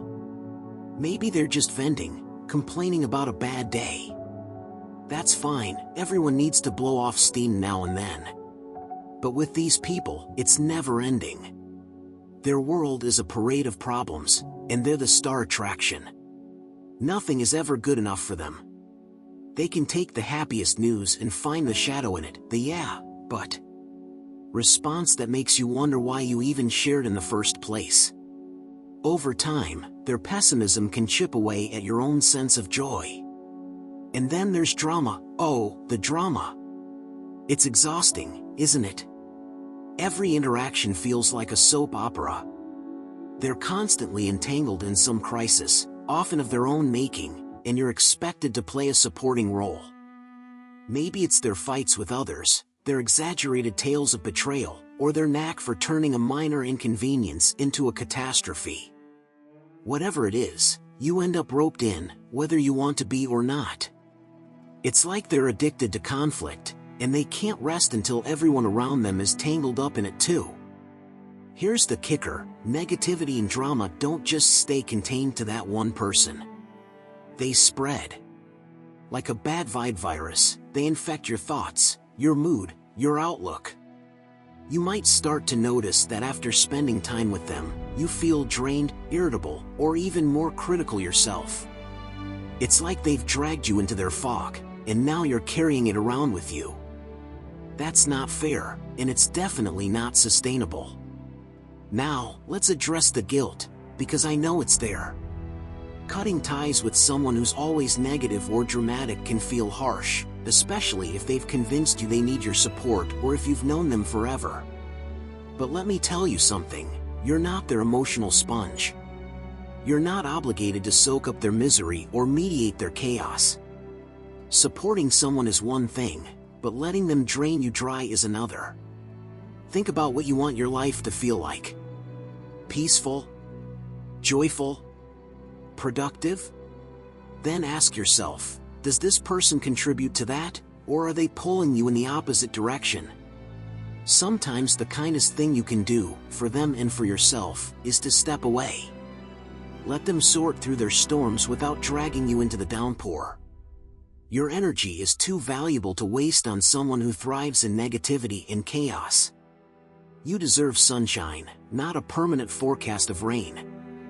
Number 6, jealousy or sabotage of your success. Let's talk about something that's hard to spot but impossible to ignore once you do: jealousy. It's a vibe, a shadow in the way someone reacts to your achievements. At first, it might come across as harmless, a subtle comment here, an odd tone there. But jealousy doesn't just sit quietly in the corner. It finds ways to creep into your relationship, and when it does, it can get ugly. Sabotage, though? That's when jealousy goes from whispers to actions, and it's a whole different beast. You can often feel jealousy in the way someone responds to your wins. Instead of being happy for you, they downplay your efforts. Maybe they throw out a sarcastic "must be nice," or they casually point out every advantage you had that made it easy. They might even try to shift the spotlight back to themselves, saying something like, "Well, I could have done that too if I had your resources." It stings, doesn't it? You're over here trying to share your joy, and they're raining on your parade like it's their personal mission. But it doesn't stop there. Jealousy can turn into sabotage faster than you'd think. And sabotage isn't always loud or obvious. It can be quiet, insidious, even wrapped up in faux concern. For example, they might discourage you from pursuing a goal, saying things like, "Are you sure that's a good idea?" or "I just don't want to see you get hurt." Sounds supportive, right? But underneath, there's this undercurrent of doubt, almost like they want you to fail so they can feel better about themselves. Sometimes sabotage is more direct. They could spread rumors about you, twist your words, or try to discredit you in front of others. And when that happens, it's a gut punch because this is someone you trusted. It's one thing to face challenges from strangers, but from a friend or family member, that's a wound that cuts deep. Now, let's address the elephant in the room. Why would someone who claims to care about you act like this? Here's the hard truth: your success can shine a spotlight on their insecurities. It's like a mirror reflecting back what they feel they lack. Instead of being inspired, they feel threatened. Instead of cheering you on, they look for ways to tear you down. And that's not on you, that's their baggage, not yours. But here's the thing: you don't have to carry their baggage. Your wins, your growth, your happiness, none of it should be dimmed to make someone else feel comfortable. If someone can't celebrate you without letting their jealousy show, or worse, if they actively try to hold you back, it might be time to reevaluate that relationship. You don't owe anyone your peace. And if cutting ties is what it takes to protect your joy, then so be it. After all, your success is worth defending, even if it means walking away from people who can't handle it. Number 7, violation of your boundaries. Boundaries are like invisible lines that protect your mental and emotional space. They're not walls that keep people out, but guidelines for how you want to be treated. When someone continuously violates those boundaries, whether they know it or not, it sends a clear message: they don't respect your needs, and your well-being is secondary to whatever they want or expect. This is where things get tricky, especially when it involves people who are close to you, like family or friends. It can feel like a punch in the gut because, ideally, those people should be the ones who respect your space the most. But when they don't, that's when you need to seriously rethink the relationship. At first, it might seem like small stuff. Maybe they call you at odd hours, expecting you to drop everything. Or they push you into doing things you're not comfortable with, brushing off your hesitations with a "come on, don't be like that." It feels like they're testing the waters, inching past your comfort zone a little at a time, and while it's easy to dismiss at first, it becomes clear pretty quickly that this pattern is no accident. It's a sign that they don't really see you as someone with their own individual needs and limits. Instead, they see you as a tool to be used when it's convenient for them. And here's the thing: when boundaries are violated repeatedly, it's no longer about a one-time mistake. It's a lack of respect, plain and simple. Sure, people can slip up, but when the same boundary is crossed again and again, it's a clear sign they're not paying attention, or worse, they don't care. Maybe they think it's not a big deal, or maybe they don't even realize the impact of their actions. But that doesn't change the fact that it's hurting you. In the world of Stoicism, we understand that we can't control the actions of others, but we can absolutely control how we respond. If someone constantly crosses your boundaries, it's your responsibility to protect yourself. You don't have to be rude or confrontational about it, but you do have to make it clear that your boundaries are non-negotiable. It's not selfish to stand up for yourself, it's essential for preserving your peace of mind.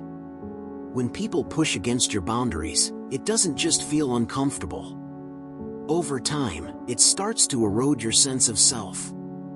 It might make you question if your boundaries are too strict or unreasonable. But remember, your needs and feelings are valid. You're allowed to say no without guilt, and you're allowed to enforce your limits without apologizing for it. If you notice a pattern where your boundaries are continually ignored or dismissed, it's not something to brush aside. This isn't about being overly sensitive, it's about protecting your emotional health. Stoicism teaches us to be resilient, but also to recognize when a situation is draining our energy and making us lose our inner peace. The point isn't to constantly fight or justify your boundaries, it's to recognize that you deserve relationships where your needs are respected, not trampled on. When your boundaries are disrespected, especially by people close to you, it can leave you feeling vulnerable and exposed. It's draining, and it chips away at your confidence. At some point, you have to ask yourself, do I want to continue in this cycle, or do I choose to protect my peace by stepping away? Cutting ties doesn't mean you're giving up, it means you're taking back control. And sometimes, that's exactly what you need to do for your own well-being. Number 8, dishonesty or betrayal. Trust. It's the foundation of every solid relationship, right? Whether it's a family bond, a friendship, or anything else, trust is what holds it all together. Without it, things start to crumble, slowly at first, then all at once. Dishonesty and betrayal are the wrecking balls that can smash even the strongest connections. And the truth is, once that trust is gone, it's tough, sometimes impossible, to rebuild. Dishonesty has this way of sneaking in and poisoning everything. It doesn't always look like a blatant lie either. Sometimes it's a half-truth, a little evasion, or an omission that leaves you in the dark. Maybe they promise one thing and do another. Or worse, they act like everything's fine while they're undermining you behind your back. These moments might seem small in isolation, but they pile up. Each little lie, each bit of deceit, chips away at the trust you've placed in them until one day you realize the foundation is gone. And betrayal? That's next level. It's not just dishonesty, it's a deliberate breaking of that unspoken agreement to have each other's backs. It's the kind of thing that leaves you reeling because it hits where you're most vulnerable. It's more than just disappointing, it's a gut punch, the kind that makes you question everything about the relationship and, sometimes, even yourself. Here's the kicker: people who lie or betray you will often try to minimize it. It's not a big deal, they'll say, or you're overreacting. They might even turn it around and make you feel like the bad guy for calling them out. Gaslighting, anyone? Don't fall for it. Your feelings are valid, and so is your need for honesty in your relationships.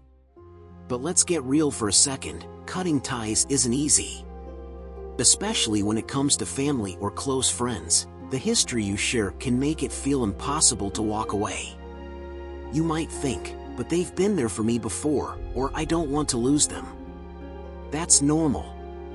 It's hard to reconcile the good memories with the bad reality of their behavior now.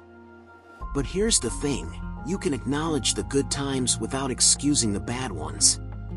You deserve relationships built on respect, truth, and loyalty. When someone is dishonest or betrays you, they're showing you that they don't value those things. And if they don't value them, how can you expect the relationship to ever feel safe again? Forgiveness is one thing, sometimes, it's even necessary for your own peace of mind. But forgiveness doesn't mean you have to keep that person in your life. Ask yourself, what's the cost of keeping them around? Is it your peace? Your sense of security? Your ability to trust others? That's too high a price to pay.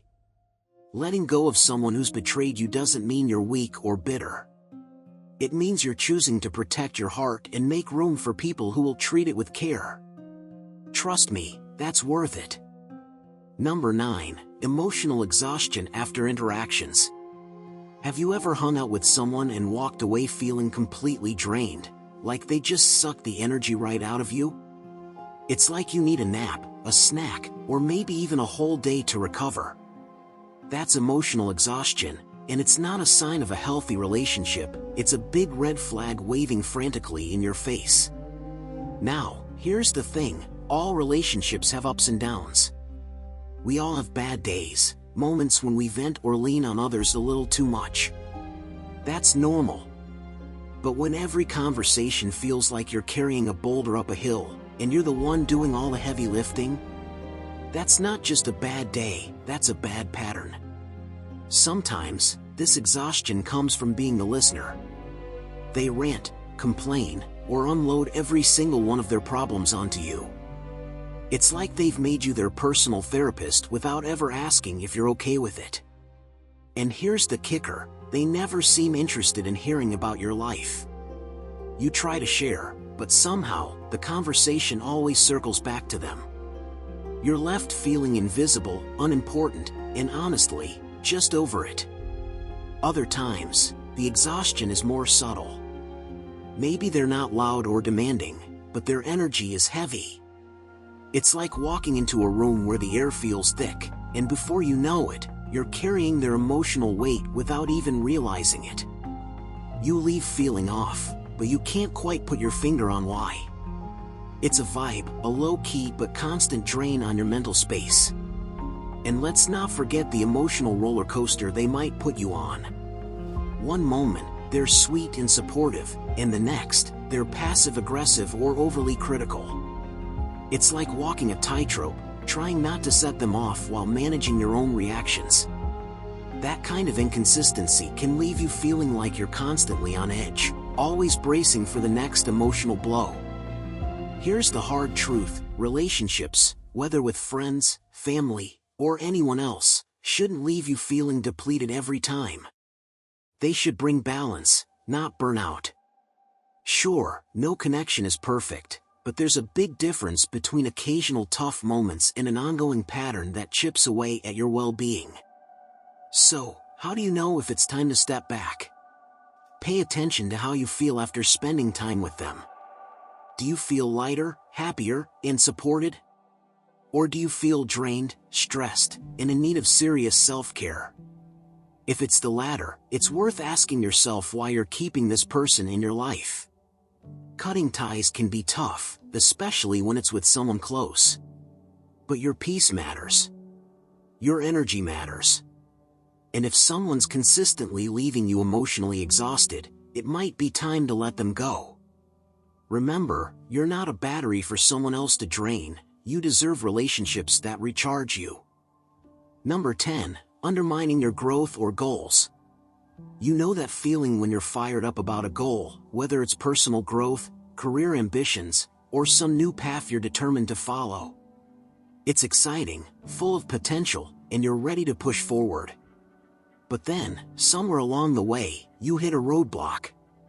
And not just any roadblock, this one comes from people you thought were in your corner.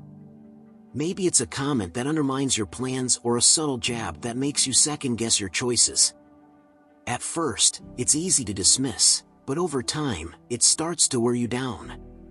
The people around you, especially the ones closest to you, should be there to lift you up, not hold you back. When they consistently undermine your growth or your goals, it's a huge red flag. It's one thing if someone offers constructive criticism or advice in a respectful way. That's natural. We all need feedback to grow, and sometimes it's hard to see things clearly from the inside. But there's a big difference between constructive advice and someone trying to tear down your progress or make you feel like your goals are unrealistic.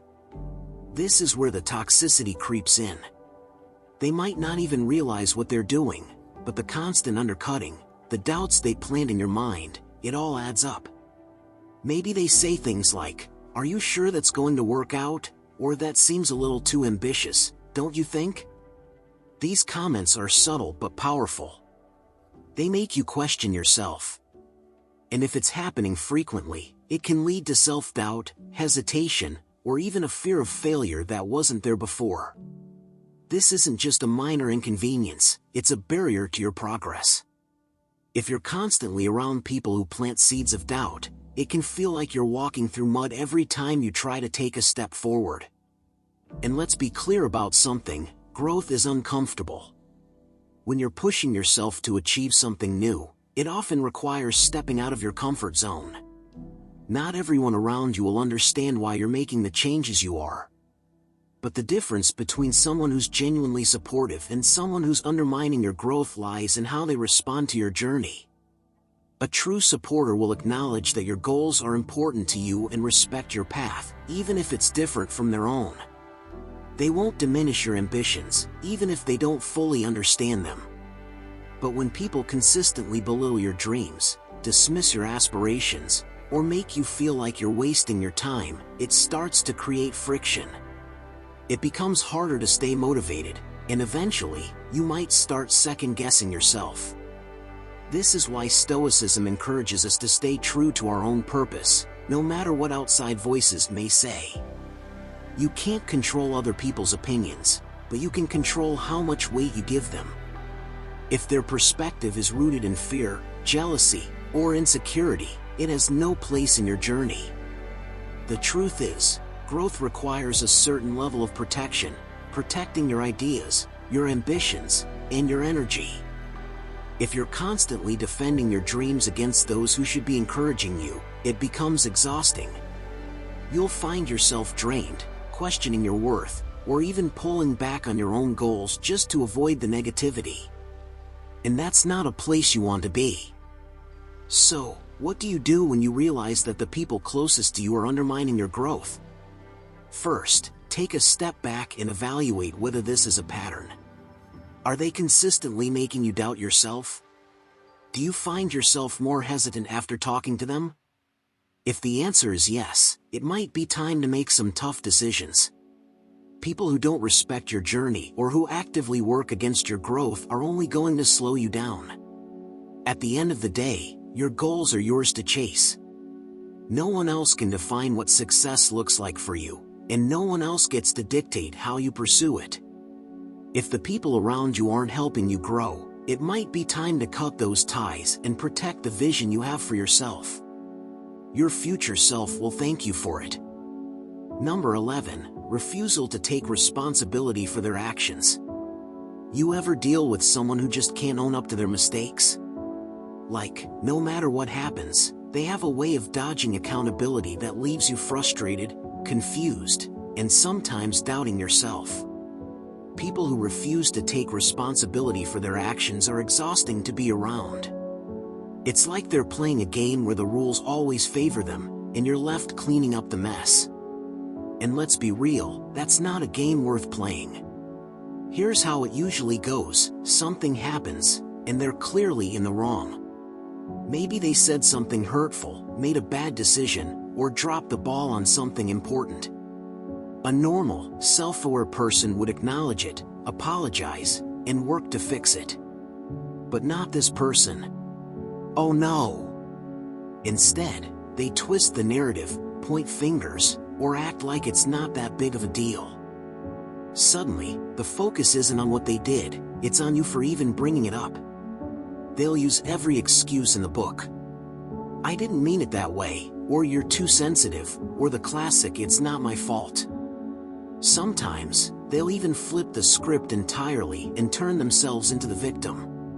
Now you're not just dealing with the original issue, you're also dealing with their defensiveness, guilt-tripping, or attempts to make you feel like you're the bad guy.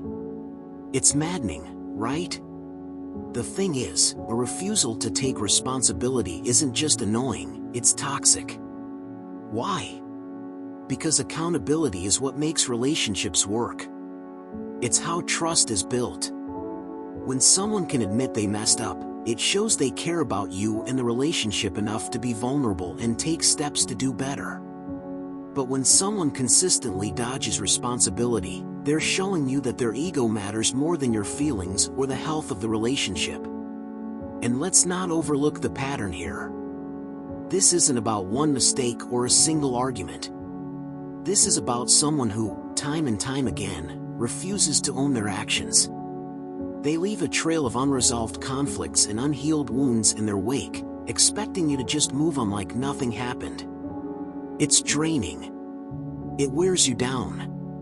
And worst of all, it can make you start doubting yourself, wondering if maybe you are overreacting, or if maybe their behavior is somehow your fault. Spoiler, it's not. So, what do you do? Honestly, you have to ask yourself whether this relationship is worth the emotional toll it's taking. Relationships, whether with family, friends, or anyone else, shouldn't feel like a constant uphill battle where you're the only one putting in the effort to keep things honest and healthy. Letting go of someone who refuses to take responsibility doesn't mean you're unforgiving or cold. It means you're setting a standard for how you deserve to be treated. You're saying, I value accountability, and if you can't meet me there, I have to step away. That's not cruel, that's self-respect. And at the end of the day, self-respect is non-negotiable. Number 12, persistent criticism without reason. Let's be real, nobody's perfect. We all need a little constructive feedback from time to time. It's how we grow, how we improve, and how we keep from doing something completely ridiculous. But there's a big difference between helpful advice and relentless, unwarranted criticism that feels like it's designed to tear you down rather than build you up. When someone constantly critiques you, it's like they've appointed themselves as the judge and jury of your life. It doesn't matter what you do, they'll find a way to poke holes in it. It's exhausting. You could be celebrating a win, trying something new, or even just sharing your thoughts, and instead of encouragement or support, they hit you with a backhanded comment. Well, I guess that's one way to do it, or are you sure that's the best idea? Sound familiar? What makes this kind of criticism sting even more is that it often feels personal. It's not about your choices, your work, or your actions, it's about you. They'll pick apart things that don't even matter, like your tone, your style, or the way you approach something. And no matter how much you try to explain yourself or improve, it never seems good enough. That's the thing about unreasonable criticism, it's not meant to help, it's meant to control, belittle, or just plain hurt. This isn't constructive feedback. Constructive feedback is kind, specific, and comes from a place of care. It's the friend who tells you, hey, I think you could do this better, and here's why. Persistent, baseless criticism. That's someone who points out flaws without offering solutions, who nitpicks just because they can, and who seems to enjoy making you second-guess yourself. And let's not ignore the emotional toll. Constant criticism chips away at your confidence, little by little, until you start questioning everything. Am I really that bad at this? Why can't I ever get it right? It's a spiral, and it's exactly what the critic wants, to keep you feeling small so they can feel big. But here's a hard truth, you don't have to stand there and take it. You don't owe anyone the right to tear you down, no matter who they are. Criticism without reason isn't about helping you grow, it's about power, control, and their own insecurities spilling over onto you. The next time someone's constant negativity has you doubting yourself, pause and ask, is this really about me, or is it about them? Because most of the time, it's their problem, not yours.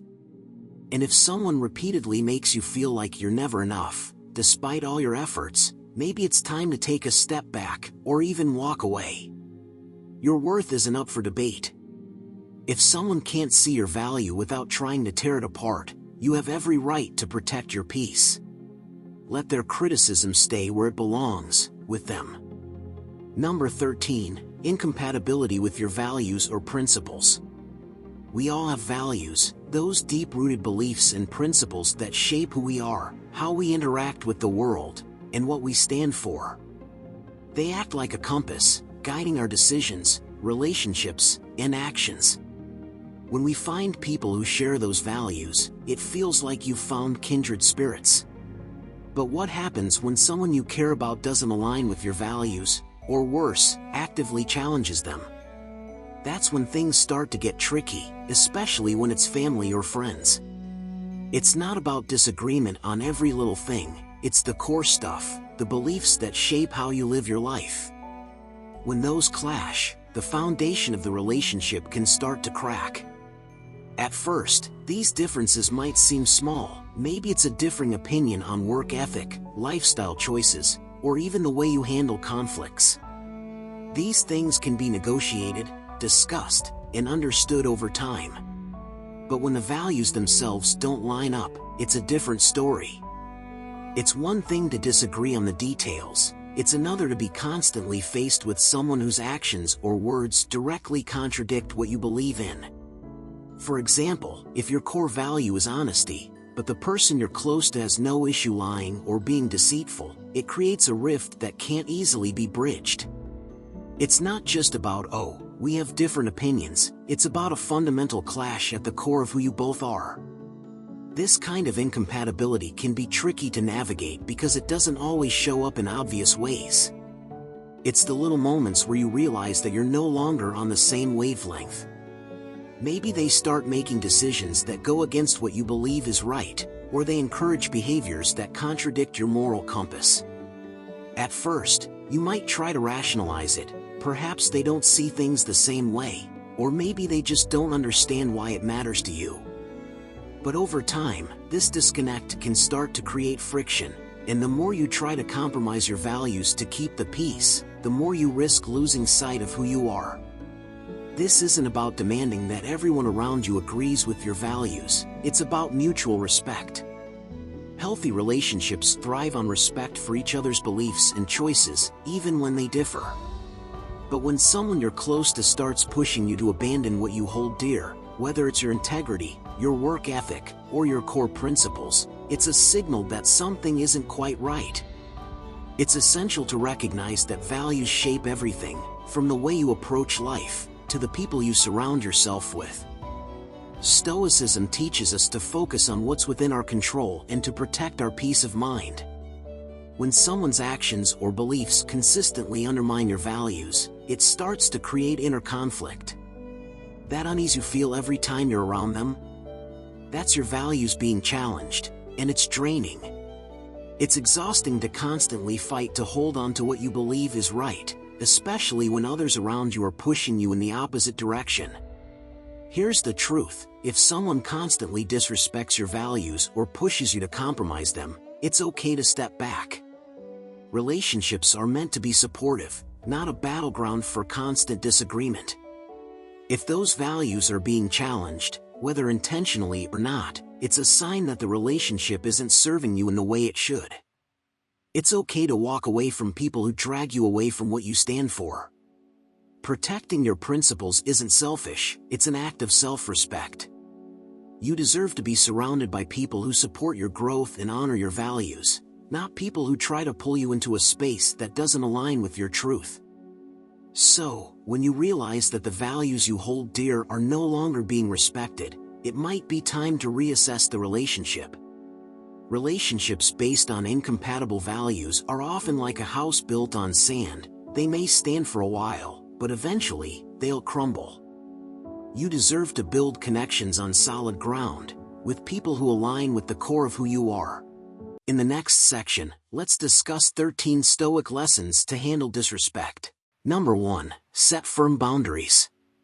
When you're trying to deal with people who don't respect you, one of the most important things you can do is set firm boundaries.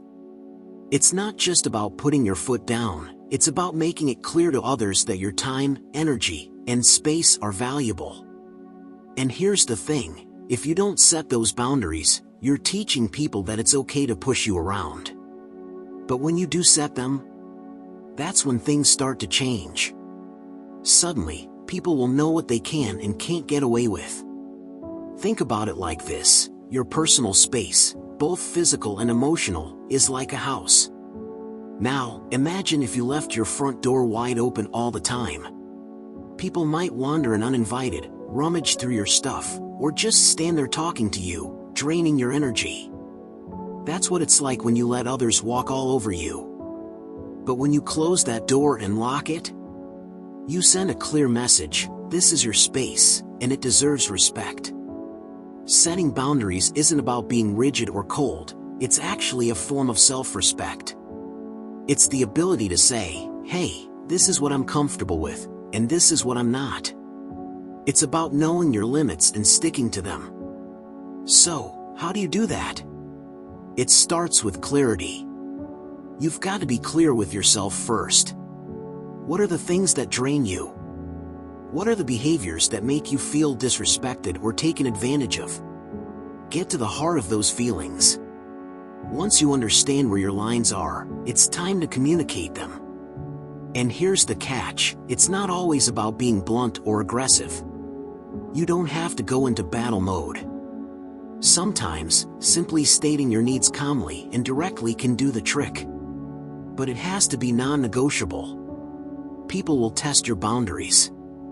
They'll try to get you to bend, to let a little slip. That's when you need to stand firm, even if it feels uncomfortable. But why is this so important, especially from a Stoic perspective?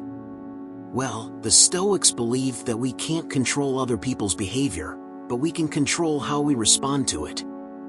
When you set boundaries, you take control of your own actions, and in doing so, you take control of how you let others treat you. Boundaries are a form of self-mastery. You're not waiting around for people to change. You're making a conscious choice about how much access you'll allow them to your life. It's like building a fence around your peace of mind. And let's be real, setting boundaries can be tough. People don't always like being told no, and you might face resistance. But you have to remind yourself, you're doing this for your own well-being. Your mental and emotional health deserve to be protected. And when you set firm boundaries, you're not just protecting yourself, you're showing others how to treat you. There's another part to this too: consistency. It's not enough to just set boundaries once and think they'll stick. You've got to reinforce them, day in and day out. Every time someone pushes those limits, it's an opportunity for you to reaffirm your stance. And each time you do, it gets a little easier. Slowly but surely, those around you will start to respect your boundaries, and more importantly, you'll start to respect yourself a little more too. In the end, boundaries aren't walls meant to isolate you. They're shields to help you engage with others in a healthier, more balanced way. When you set them, you're saying, this is who I am, and this is what I need. It's a crucial step toward not only dealing with disrespect but ensuring that you never allow it to define you. Number 2, stay calm and composed. When people don't respect you, the temptation to react explosively can be almost magnetic. Your heartbeat might race, your palms might itch to make a statement, and your mind might churn with sharp comebacks. But here's the thing, when you lose your cool, you hand over control. You let the other person dictate the rhythm of your emotions. That's the last thing you want, right? Staying calm and composed doesn't mean you're weak or indifferent, it means you're in control, and that's powerful. Think about it. When someone is disrespectful, they expect a reaction. Maybe they want to provoke you, push your buttons, or see you falter. If you react emotionally, you're playing right into their game. But imagine the power of simply not giving them the satisfaction. A calm demeanor can throw them off more than any argument or heated reply ever could. It's like holding a mirror to their behavior without saying a word. Staying calm isn't always easy, though. It can feel unnatural at first, especially when your pride is hurt or your patience is stretched thin. But here's the secret, calmness isn't something you just switch on. It's a skill. And like any skill, it takes practice. Start by focusing on your breath. When someone is testing your limits, take a deep, deliberate breath. It sounds simple, almost too simple, but it works. That breath gives you a pause, a moment to decide how you'll respond instead of reacting impulsively. Your body language matters, too. Stand tall, shoulders relaxed, and look them in the eye, not with anger, but with unshakable confidence. Speak slowly and clearly. People who are disrespectful often rely on chaos and confusion to gain the upper hand. By staying composed, you deny them that power. It's like being the calm in the middle of a storm. No matter how loud the wind howls, you remain unmoved. But let's be real for a second. Staying calm doesn't mean suppressing how you feel. Suppression is like trying to hold a beach ball underwater. It works for a while, but eventually, it bursts back up. Instead, acknowledge your feelings internally. Yes, their words or actions might sting. That's okay. Recognizing your emotions doesn't make you weak, it makes you self-aware. And when you're self-aware, you're in a better position to handle the situation with grace. Here's another thing, calmness can be contagious. When you respond to disrespect with poise, you set the tone for the interaction. It's like a silent challenge, a way of saying, I won't stoop to your level. And often, that alone is enough to shift the dynamic. The disrespectful person might not apologize, but they'll likely rethink their approach, or at least realize their behavior doesn't faze you. So, stay calm. Stay composed. Not for them, but for you. Because in the end, how you respond is a reflection of your character, not theirs. Number 3, demand respect through actions. Alright, let's get one thing straight, respect isn't something you beg for. You don't go around with a sign saying, hey, please respect me. That's not how this works. Respect is earned, plain and simple. And the best way to earn it?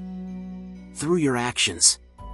Not your words, not your intentions, but what you actually do. Think about it. People pay attention when they see consistency. When you say you're going to do something and then actually do it, you start to stand out. Actions hit harder than words ever could. But this isn't about showing off or flexing.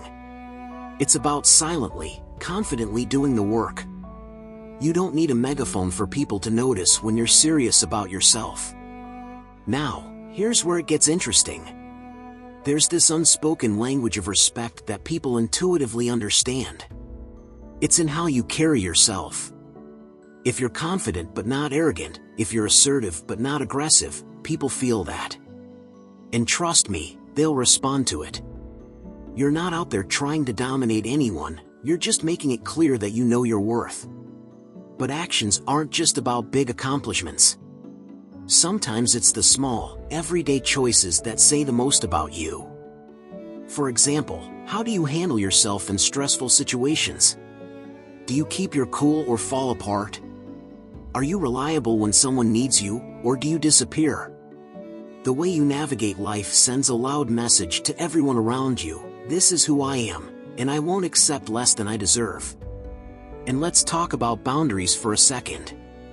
People who don't respect you will test you, they'll push, they'll prod, and they'll see how much they can get away with.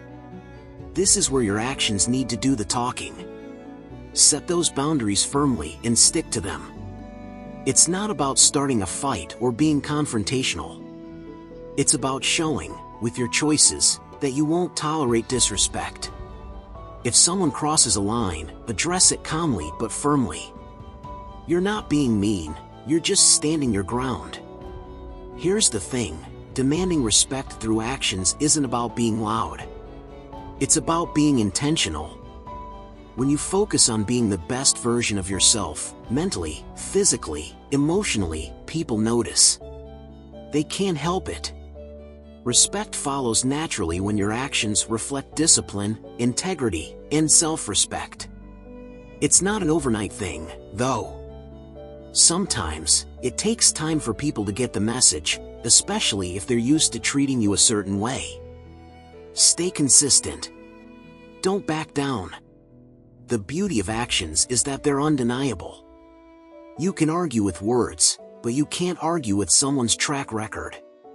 So, forget the need to convince anyone with speeches or pleas. Focus on showing up for yourself every day. Do what you say you'll do. Stand firm on your values. Respect yourself first, and the rest will fall into place. Trust me, when your actions demand respect, people will have no choice but to give it. Number 4, avoid engaging in unnecessary conflicts.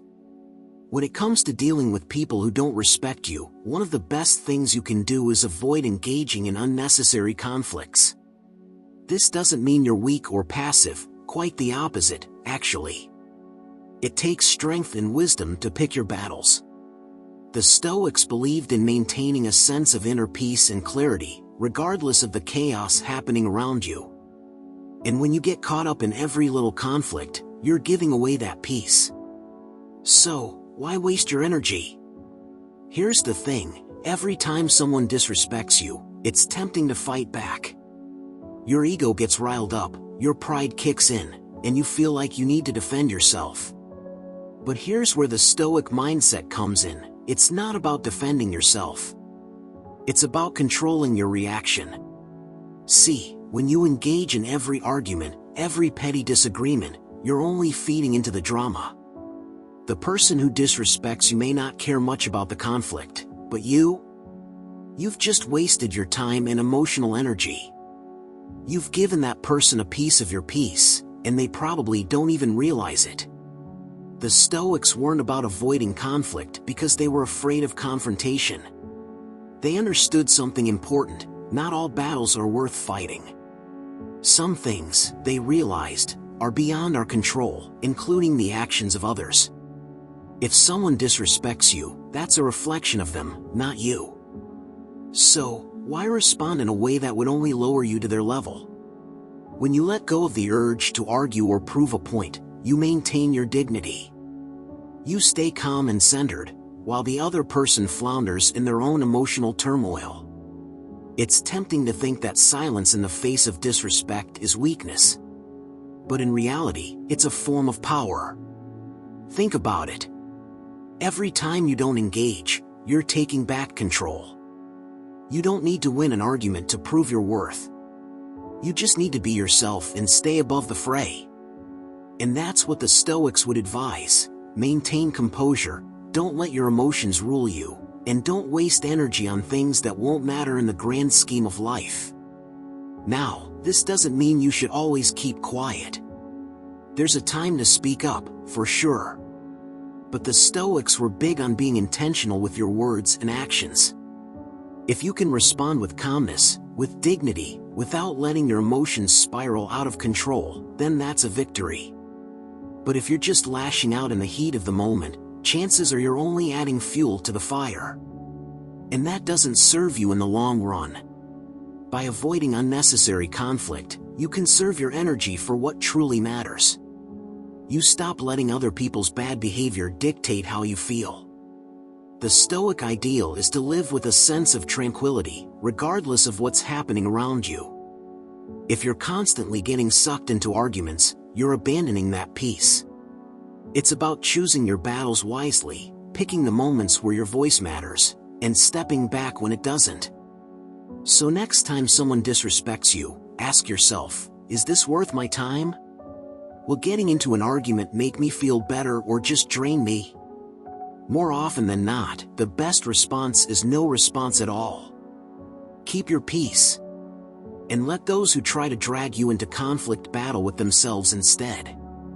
Number 5. Control your emotional reactions. Let's face it, when someone disrespects you, your emotions can feel like a pressure cooker. Anger bubbles up, frustration hisses, and the urge to lash out boils over. But here's the thing, emotional reactions are like wildfires. They spread fast, scorch everything in their path, and leave you with a mess to clean up later. Controlling your emotions isn't about pretending you don't feel them. It's about not letting them dictate your actions. Stoic philosophy teaches us that our power lies in how we respond, not in what happens to us. That means you don't have to react immediately, or at all. Think of it as putting a little distance between the disrespectful act and your response. It's like hitting pause on a remote control instead of fast-forwarding into a shouting match or a wave of regret. But let's get real, it's hard. When someone gets under your skin, the instinct to fight back or defend yourself feels almost primal. The trick? Recognize that initial surge of emotion without acting on it. Name it in your mind, this is anger, or this is hurt. Weirdly enough, just identifying it can take the sting out. Emotions thrive on chaos, but clarity? That's their kryptonite. One way to keep your cool is by asking yourself a simple question. What do I gain from reacting this way? 9 times out of 10, the answer is absolutely nothing. Blowing up might feel good for a moment, like a rush of adrenaline, but it doesn't fix the problem. In fact, it often gives the other person exactly what they want, your attention, your energy, and, most of all, your control. Another way to stay grounded is to focus on your body. Ever notice how emotions aren't just in your head? They live in your body too, tight shoulders, clenched jaw, shallow breaths. By consciously relaxing your muscles or taking a deep breath, you send a signal to your brain, we're not in danger here. Calm down. It's like a reset button for your nervous system. Here's where it gets interesting. When you control your emotional reaction, you shift the power dynamic. Disrespectful people often thrive on the chaos they create. They want to see you flustered or upset because it feeds their sense of control. By staying emotionally steady, you're essentially telling them, I'm not playing this game. And trust me, that throws them off more than any witty comeback ever could. Remember, controlling your emotions doesn't mean bottling them up or pretending you're okay when you're not. It's about channeling them wisely. Instead of reacting in the heat of the moment, save your energy for something that actually matters. You'll walk away feeling lighter, freer, and, most importantly, still in charge of yourself. In the end, mastering your emotional reactions isn't just about handling disrespect, it's about living on your terms. It's about being the captain of your own ship, no matter how rough the waters get. And that's real power. Number 6, practice active listening without compromising values. Here's the tricky part about dealing with disrespectful people, you might feel like shutting them out completely. And honestly, that's tempting, right? But let's flip the script for a second. Instead of tuning them out or jumping straight into defense mode, what if you tried something different? What if you really listened to what they're saying? Not because they're right, but because understanding where they're coming from can give you an edge. Active listening isn't about agreeing with someone or letting them walk all over you. Nope, it's about giving them space to express themselves while keeping your inner balance rock solid. You're not nodding along to everything they say like some bobblehead. You're paying attention with purpose. You're taking mental notes, filtering out the noise, and catching the parts that actually matter. Why does this matter? Because when you listen, not just hear, but listen, you gather intel. You start to see what drives them, what ticks them off, and why they might act the way they do. And sometimes, their disrespect has nothing to do with you. Maybe it's their own insecurity, their ego, or some warped perspective. That's not your problem to solve, but understanding it gives you clarity. And clarity is power. Now, here's the line you don't cross: your values. Listening doesn't mean you let someone's words sink into your core. You don't absorb their negativity or let it shake what you stand for. It's like watching a storm through a window. You see it, you acknowledge it, but you don't step out and get drenched. You stay inside, where it's warm and safe. But how do you balance this? How do you stay open to hearing someone out without letting them chip away at your confidence or boundaries? It's all in your mindset. Approach the conversation with curiosity, not defensiveness. Think of it as gathering information, not engaging in battle. At the same time, mentally anchor yourself. Remind yourself of your principles, your worth, and your goals. That way, their words can't pierce your armor. And don't forget, listening doesn't mean silence. If something crosses the line, call it out. Firmly, calmly, but without anger. You can say, "I hear you, but that's not okay," or "I understand your point, but I disagree."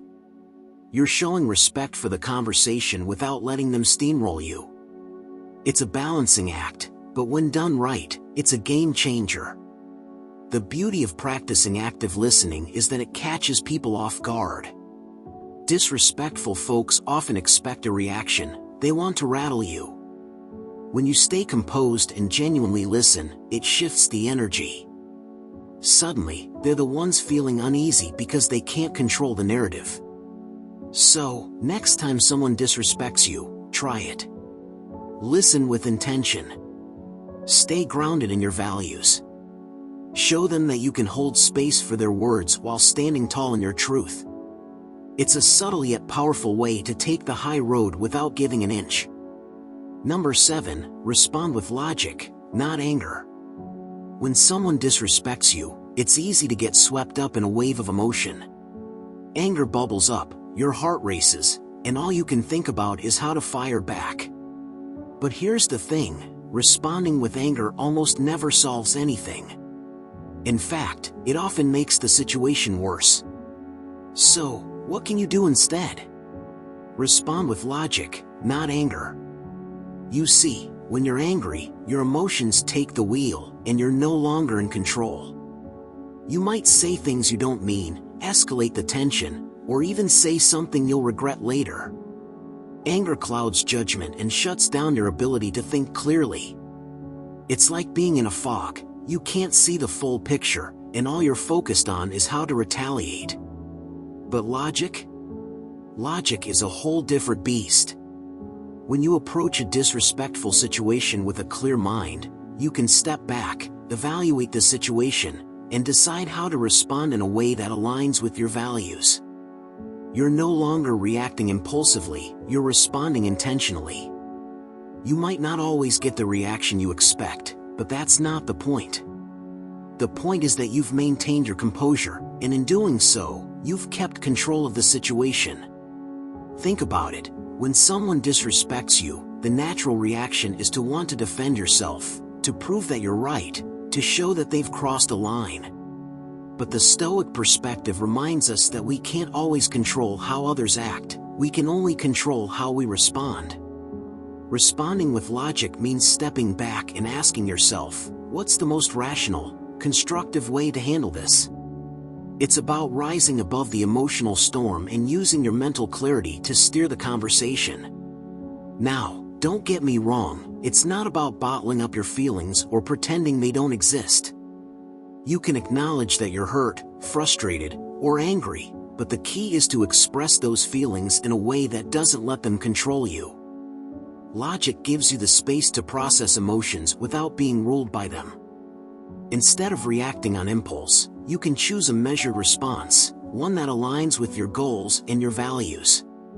Here's a simple way to think about it. When you respond with anger, you're engaging in a battle of egos. It's about who's right, who's stronger, who can shout louder. But when you respond with logic, you're elevating the conversation. You're addressing the issue, not the person. You're not focused on the emotional drama, you're focused on resolving the conflict with reason and dignity. And in doing so, you take the high road. It's easy to get pulled into an emotional whirlpool when someone disrespects you, but responding with logic keeps you grounded. You can calmly explain your perspective, express how their actions have affected you, and then, ideally, move forward. You're not just reacting, you're engaging with the situation in a way that reflects your true self, not the person they're trying to provoke. In the end, responding with logic isn't about winning the situation, it's about maintaining your integrity. You keep your cool, avoid unnecessary drama, and don't let someone else's disrespect dictate your actions. This isn't just a way to handle conflict, it's a way to live, one that reflects the Stoic belief that peace of mind comes from within, not from the actions of others. Number 8. Limit your time with toxic individuals. Here's the truth. Not everyone deserves a front row seat in your life. Some people bring nothing but drama, negativity, and a constant raincloud of disrespect wherever they go. And let's be honest, it's exhausting. You know that feeling of walking away from someone and just being drained, like they sucked all the good energy out of you? That's your inner wisdom waving a giant red flag. Now, when it comes to toxic individuals, the Stoics would say this: your time and energy are finite.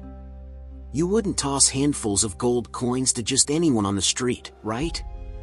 So why give away something even more precious, your attention, to people who don't value you?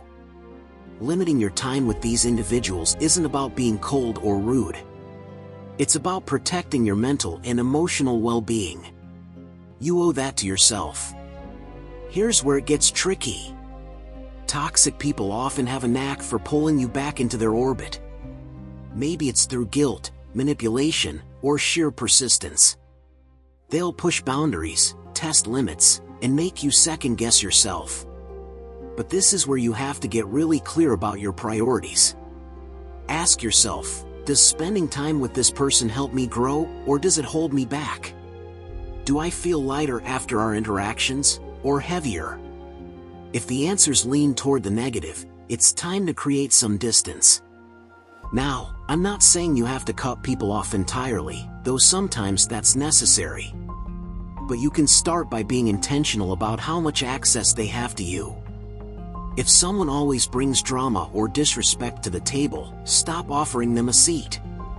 You don't have to attend every argument, every insult, or every passive-aggressive jab they throw your way. Sometimes, the best response is simply not showing up. Setting boundaries doesn't have to be dramatic. It's as simple as saying no more often, keeping conversations short, or choosing to engage with them on your terms, not theirs. Remember, every time you say no to someone who drains you, you're saying yes to your own peace of mind. And that's a trade-off worth making every single time. Here's the kicker: the more you limit your time with toxic individuals, the clearer your mind becomes. It's like decluttering a messy room. When the noise quiets down, you can finally hear yourself think. You'll have more energy for the people who genuinely care about you, for the passions that light you up, and for the goals that matter most. And guess what? The more you protect your space, the less tolerance you'll have for disrespect in any form. Toxic people will either adjust their behavior or drift away when they realize you're no longer an easy target. Either way, you win. So don't feel guilty about creating distance. You're not being selfish, you're being wise. Life is too short to spend it wrapped up in negativity. Limit your time with those who drain you, and you'll make room for everything and everyone who uplifts you. Number 9. Prioritize self-respect over external approval. Here's the truth nobody tells you: chasing approval is a losing game. No matter how hard you try, you can't please everyone. Some people won't respect you, no matter how kind, talented, or accommodating you are. And guess what? That's okay. The real question is, do you respect yourself? Because, let's be honest, that's where it all begins. When you prioritize self-respect, you shift the focus inward. It's like flipping a switch. Instead of bending over backward to win someone's approval, you ask yourself, am I living in line with my values? Am I proud of how I'm showing up for myself? If the answer is yes, then that's all the validation you need. Seriously, external opinions lose their grip when you're grounded in your own sense of worth. Now, let's break this down. What does self-respect actually look like? It's not about being arrogant or acting like you're better than everyone else. No, it's quieter than that. It's in the small but powerful ways you honor yourself. It's saying no when something doesn't feel right, even if it's awkward or uncomfortable. It's holding yourself to your own standards, not the ones society, or anyone else, tries to shove on you. And here's the thing about external approval: it's fickle. One day, people might praise you, the next, they might tear you down. You can't build your foundation on something that's shaky. Imagine trying to build a house on quicksand. Yeah, it's going to collapse. But when you anchor yourself in self-respect, that's solid ground. That's a foundation that won't crack, no matter how hard the world pushes. Of course, it's not always easy to let go of the need for external validation. We're wired to want connection, to feel liked, to belong. But there's a big difference between healthy relationships and seeking approval at the cost of your own peace. When you prioritize self-respect, you set the tone for how others treat you. You teach people that you're not here to be disrespected, dismissed, or overlooked. And let's not forget the power of boundaries. They're like a protective shield for your self-respect.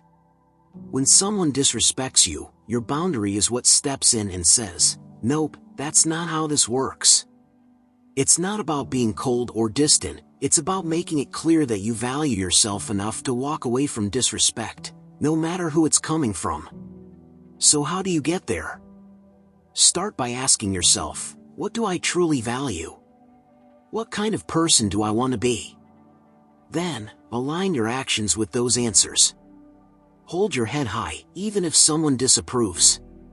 Because here's the secret: the more you respect yourself, the less you'll care about who doesn't. At the end of the day, the most important relationship you'll ever have is with yourself. So nurture it. Protect it. And let that self-respect shine so brightly that no amount of external disrespect can dim it. Number 10. Stay true to your principles. When people disrespect you, it's easy to get thrown off balance. It's like someone's taken a swing at you, and now you're left trying to figure out how to respond. In those moments, it's tempting to let your emotions dictate your actions. You might feel the urge to retaliate, defend yourself, or even bend your values just to make the discomfort go away. But here's the thing: staying true to your principles, no matter what others throw at you, is one of the most powerful things you can do. Your principles, your core beliefs, are like a compass. They guide you through life, shaping how you interact with the world and how you handle challenges. When you let disrespect knock you off course, you're essentially abandoning the very thing that defines who you are. So, what does it really mean to stay true to your principles, especially when you're dealing with disrespect? First, it's about remembering who you are, regardless of how others act. People can treat you however they want, but that doesn't mean you have to mirror that behavior or let it change your own values. It's easy to get sucked into a negative cycle where someone treats you poorly, and you start to question yourself. But the Stoic approach is all about focusing on what's in your control. You can't control other people's actions, but you can control how you respond. And that starts with holding steady to your beliefs. Staying true to your principles doesn't mean being rigid or dogmatic. It's not about being stubborn or inflexible, it's about acting from a place of integrity. It's choosing to do the right thing, even when it's hard, even when the world around you seems to be falling apart. When you stay grounded in your principles, you're not just reacting to others, you're acting from a place of inner strength. The Stoics were big on this. They believed that no matter how chaotic the outside world gets, you always have the ability to control your internal world. By staying true to your principles, you're essentially building an emotional shield. When someone disrespects you, they're trying to make you feel less than. But if you hold firm to your values, you won't be swayed. You won't let their negativity seep into your soul. You'll remain steadfast, knowing that their behavior doesn't define you. Now, I know what you might be thinking, but if I stay true to my principles, won't I just be a doormat? Won't people walk all over me? It's a fair concern. But here's the thing, staying true to your principles doesn't mean letting people treat you poorly. It means responding to them in a way that reflects the person you want to be, not the person they're trying to provoke. You don't have to react with anger or disrespect. You can still stand firm without stooping to their level. At the end of the day, your principles are what anchor you. When life feels unpredictable and people act out of line, your values will give you clarity. They'll help you navigate the storm with your head held high. Because no matter how others behave, you know exactly who you are and what you stand for. You're not swayed by external noise. And that, more than anything, is the kind of strength that others can't take from you. So, the next time someone disrespects you, take a deep breath. Ask yourself, what do I stand for? What's important to me? Stay true to those answers. Keep your integrity intact, and let that be your guiding light through the noise. Your principles are your superpower, no one can take that away from you unless you let them. Number 11, address disrespect directly but respectfully.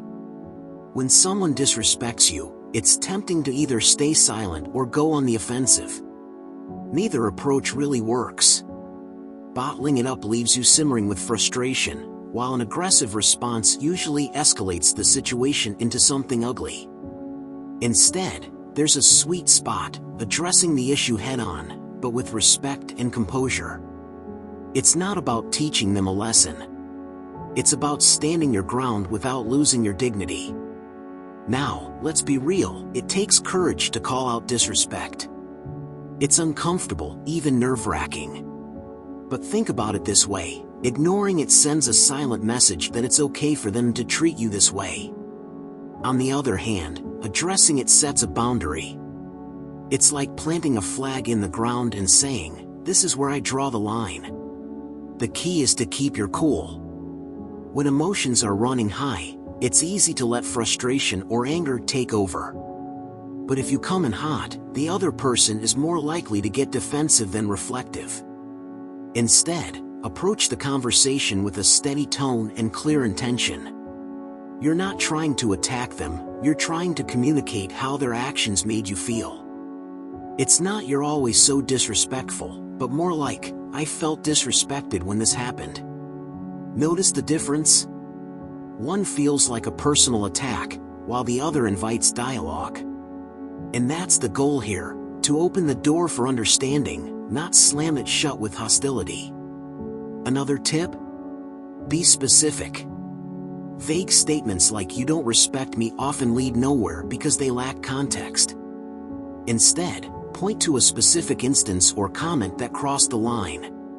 This makes it harder for the other person to dismiss what you're saying or brush it off as overreaction.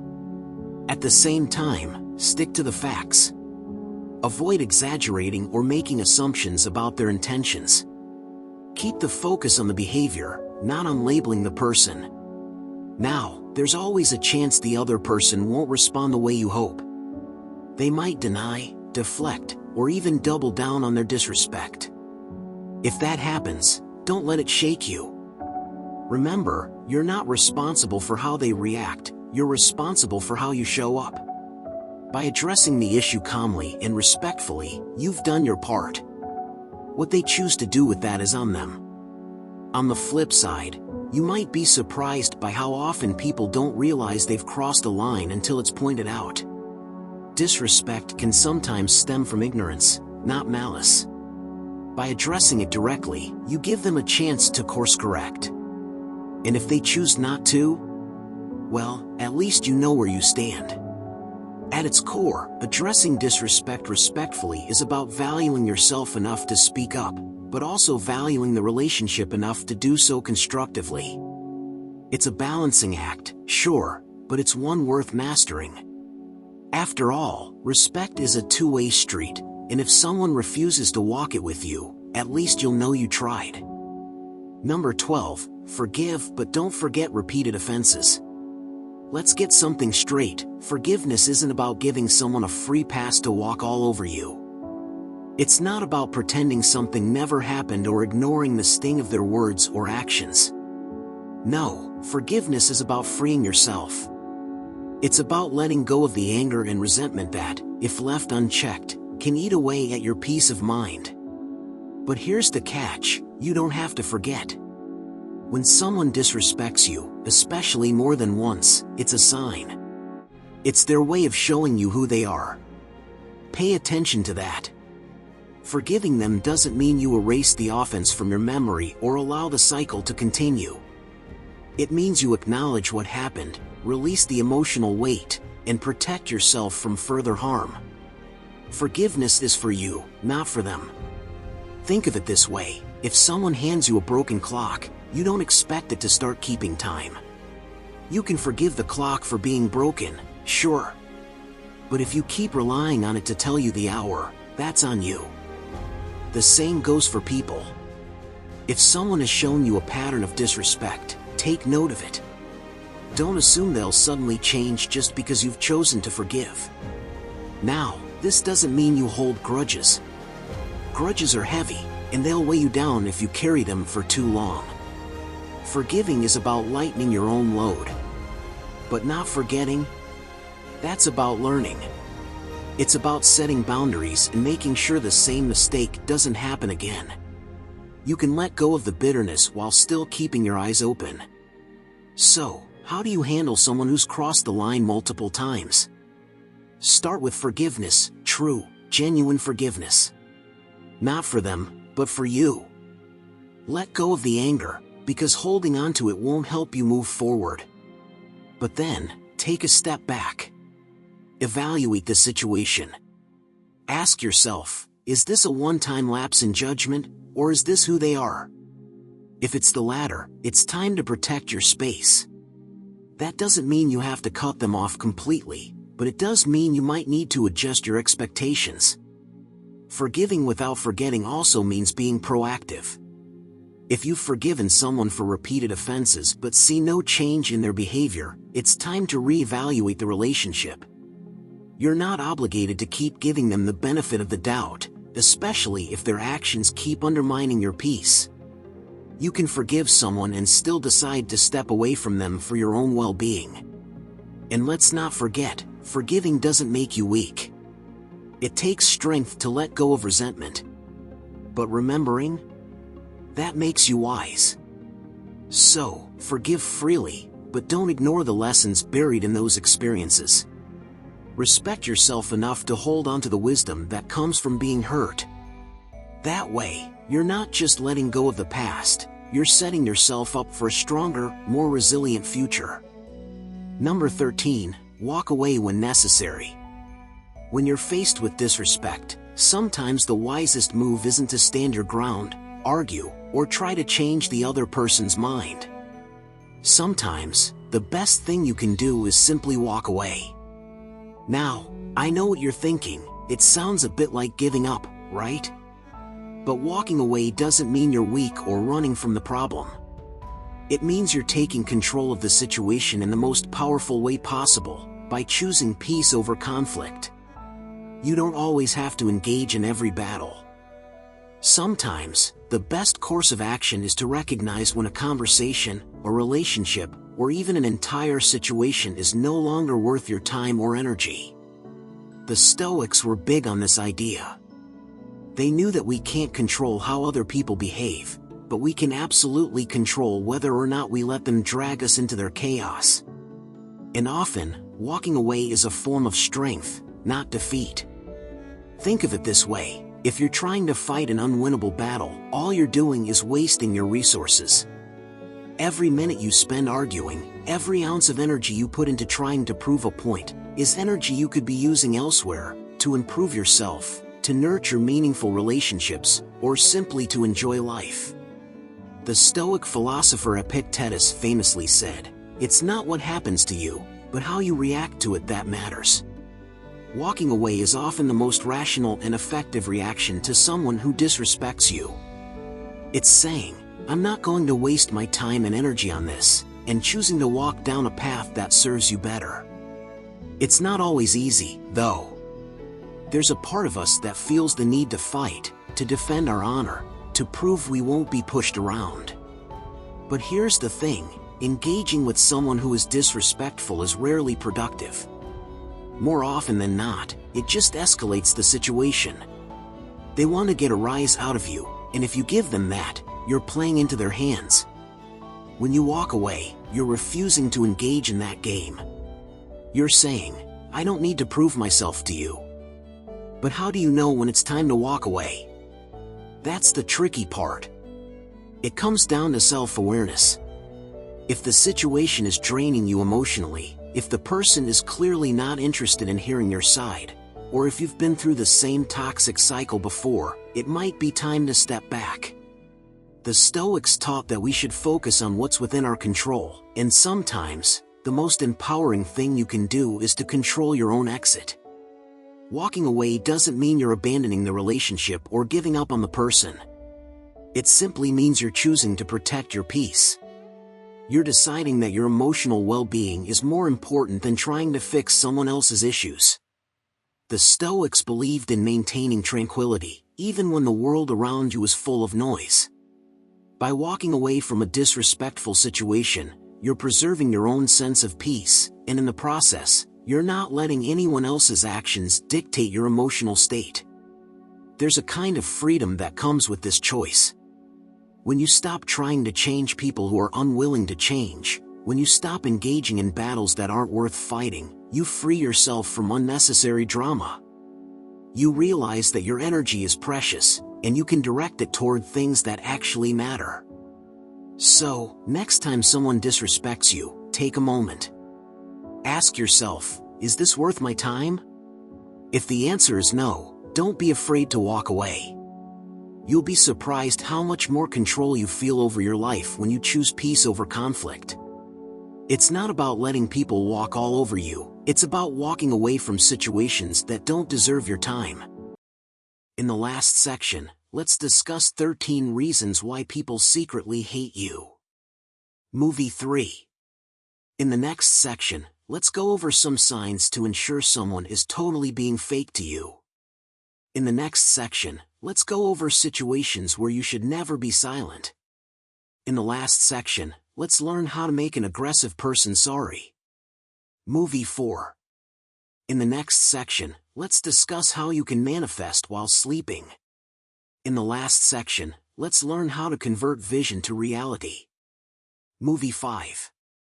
In the next section, a hidden scientific method to manifest wealth. In the last section, let's discuss the mysterious disappearance of Jacobo Grinberg. Number 1. Arrogance or overconfidence. Arrogance or overconfidence, two traits that are often mistaken for strength, but in reality, they have the power to isolate you from those around you. It's easy to get caught up in the idea that confidence is key, and while there's truth in that, there's a fine line between confidence and arrogance. The Stoics, who understood the importance of humility and self-awareness, saw arrogance as something that could poison not just your relationships, but your own sense of peace. Let's break it down. When someone exudes arrogance, it's not just about how they view themselves, it's how they want others to see them. There's this constant need to broadcast their superiority, to prove they're the best, and in doing so, they end up pushing people away. Sure, they may look like they've got it all together, but underneath, there's a lack of true self-assurance.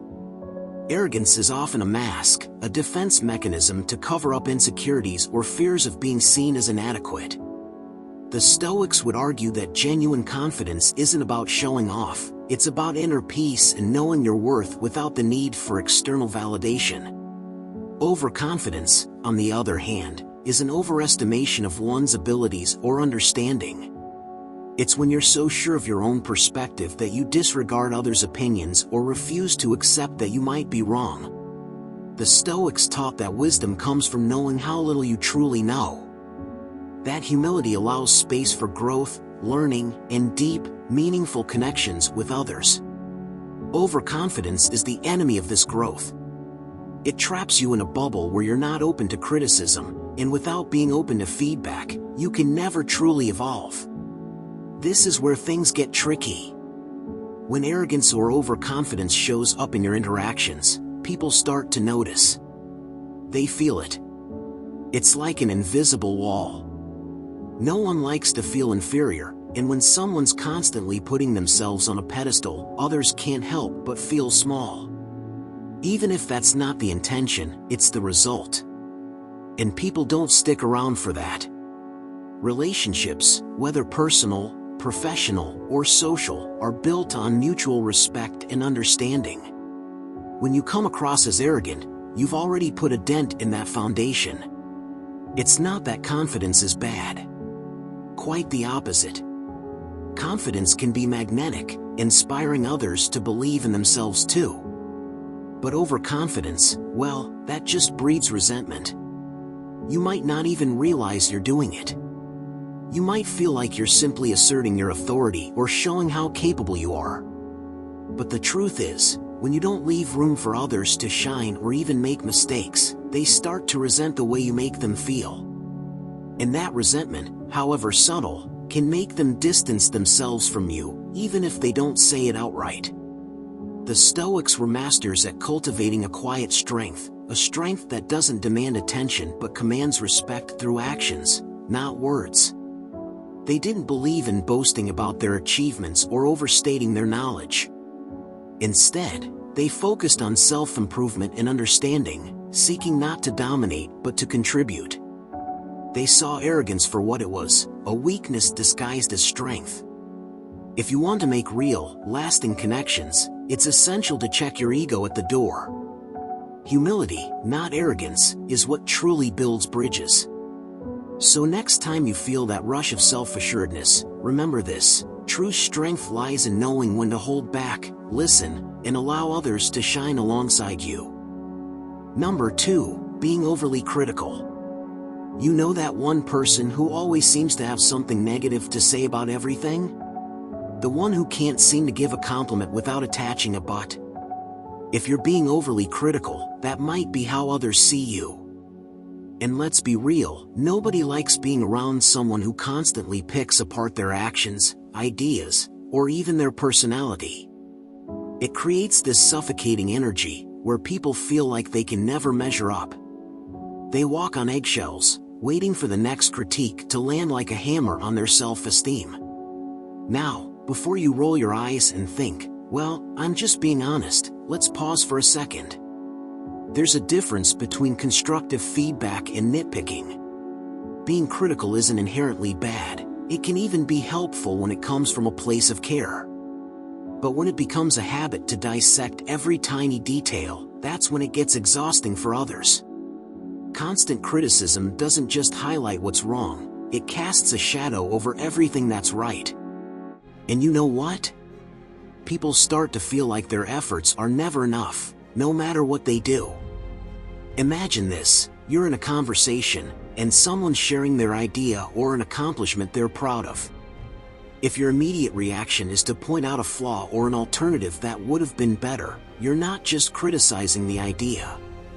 You're indirectly telling them that their judgment, their creativity, or even their effort isn't good enough. That stings, even if they don't show it. The truth is, nobody wants to feel like they're constantly under a microscope. But here's the kicker: sometimes, being overly critical isn't about other people at all. It's a reflection of how you view yourself. When you're hard on yourself, that mindset tends to spill over into your interactions with others.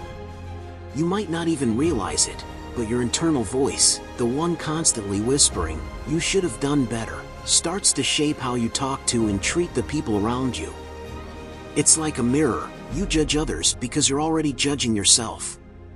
So, what's the solution? It's not about silencing your thoughts or ignoring your insights, but about shifting the lens. Start by catching yourself before you speak. Ask yourself, is this helpful? Does this add value?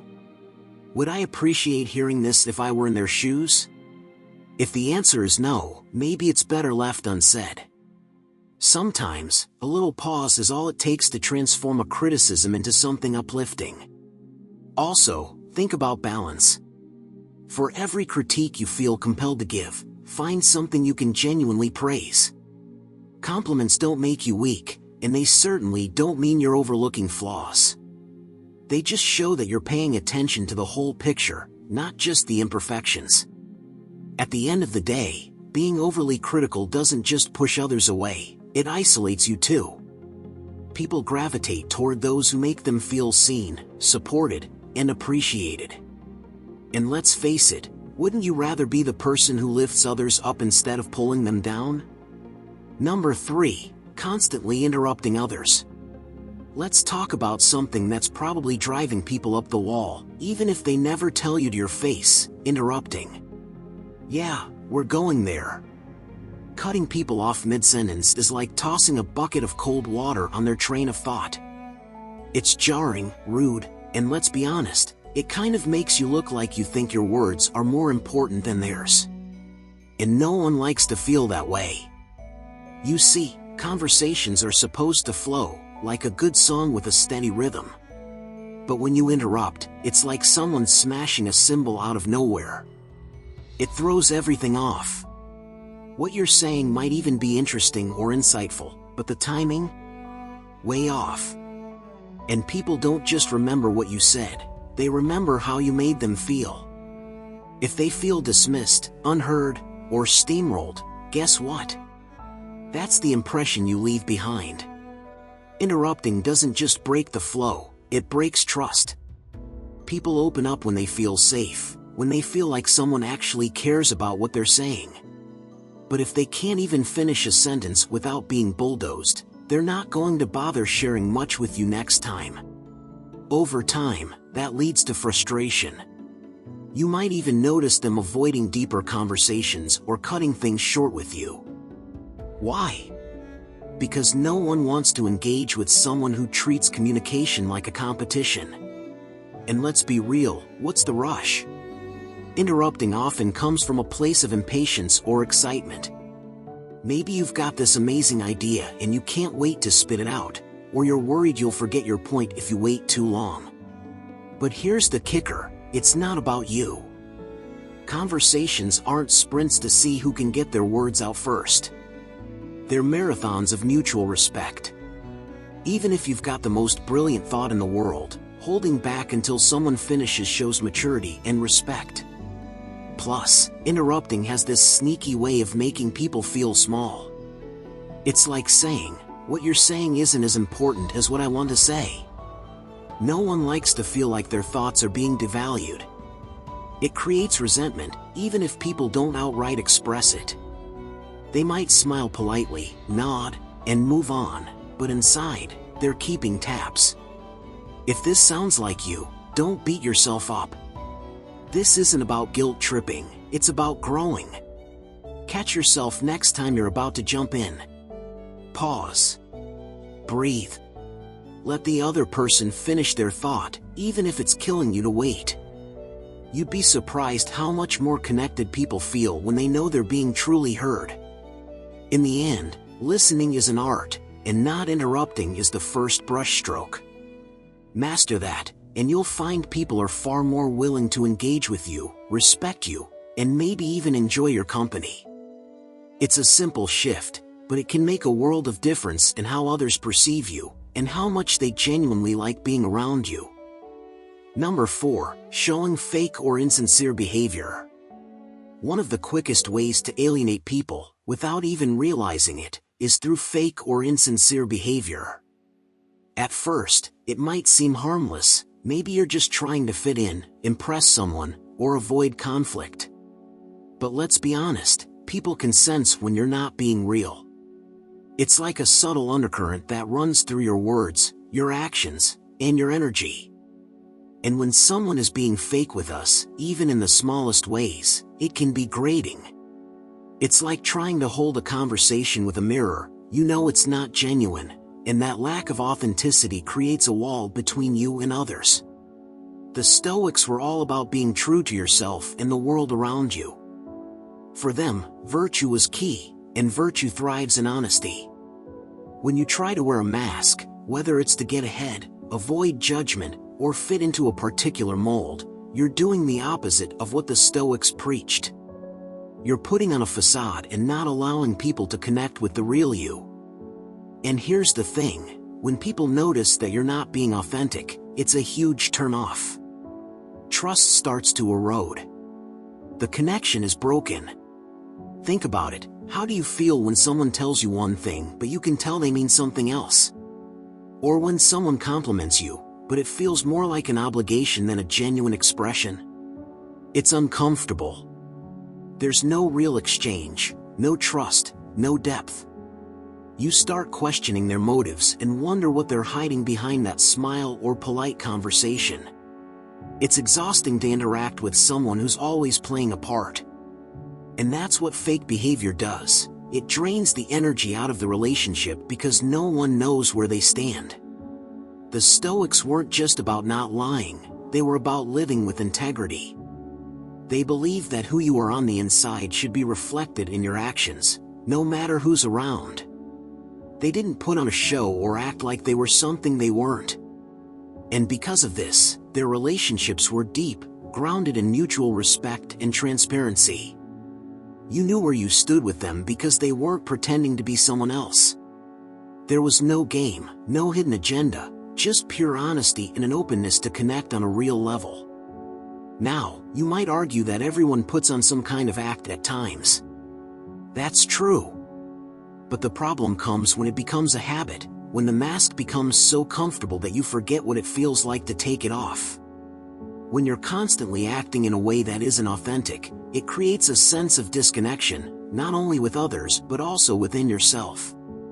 The Stoics understood that living in accordance with your true nature is where peace is found. You can't find peace in constantly pretending to be something you're not.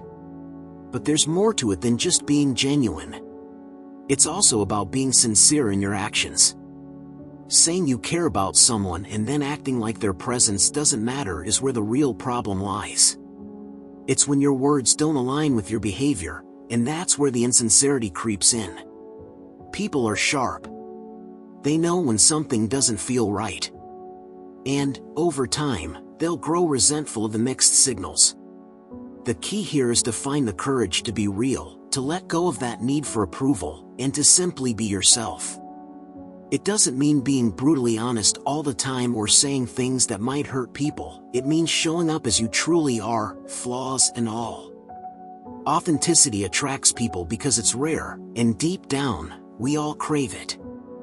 So, if you want to avoid pushing people away with insincerity, it's time to take off the mask, show up as yourself, and start living with integrity. Number 5. Being overly self-centered. Let's cut to the chase. Nobody enjoys being around someone who makes everything about themselves. If every conversation somehow loops back to you, your problems, your achievements, or your opinions, it's no wonder people might start rolling their eyes or finding reasons to cut interactions short. Being overly self-centered isn't just annoying, it's draining. It sucks the air out of the room and leaves everyone else feeling invisible, like extras in the movie of your life. Now, here's the thing. It's not always intentional. Sometimes, when you're excited or dealing with something heavy, it's easy to let the focus shift toward yourself. But when that becomes a pattern, When me becomes your default setting, it starts to erode your relationships. People stop sharing their own experiences or feelings because, deep down, they know they won't get the same level of attention in return. Over time, they'll quietly withdraw, leaving you wondering why they've grown distant. The truth is, being self-centered creates a one-way street in relationships. And let's be real, nobody likes a one-way street. It's frustrating. It's lonely. It feels like shouting into a void. When you're overly focused on your own world, you unintentionally send the message that others don't matter as much. Their feelings? Secondary. Their wins? Overshadowed. Their struggles? Barely a blip on your radar. It's not just hurtful, it's dehumanizing. But here's where it gets tricky. Being self-centered doesn't always look the same. Sometimes it's obvious, like constantly interrupting or steering every conversation back to yourself. Other times, it's sneaky. It can show up as a subtle lack of interest in what others are saying or a habit of dismissing their stories to share your better one. It can even manifest in how you frame your help, doing things for others not because they need it, but because it makes you feel good or look good. It's a subtle kind of selfishness, but trust me, people notice. So why do we fall into this trap? Honestly, it's human nature. We're wired to see the world through our own lens. But just because it's natural doesn't mean it's okay. Stoic philosophy teaches us that true strength comes from stepping outside ourselves, from seeing others not as props in our story, but as fully realized people with their own rich, complex lives. Empathy is a skill, not a given. And it's a skill worth developing. Here's the good news, shifting the focus isn't that hard. Start by simply listening, like really listening. Not just waiting for your turn to talk. Ask questions that dig deeper.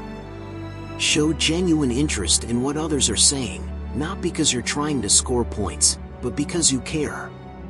And when you feel that pull to bring the spotlight back to yourself, resist it. Let others have their moment. Because at the end of the day, being self-centered is a lonely way to live. When you make space for others, you create connection, trust, and understanding. And honestly, isn't that what we all want?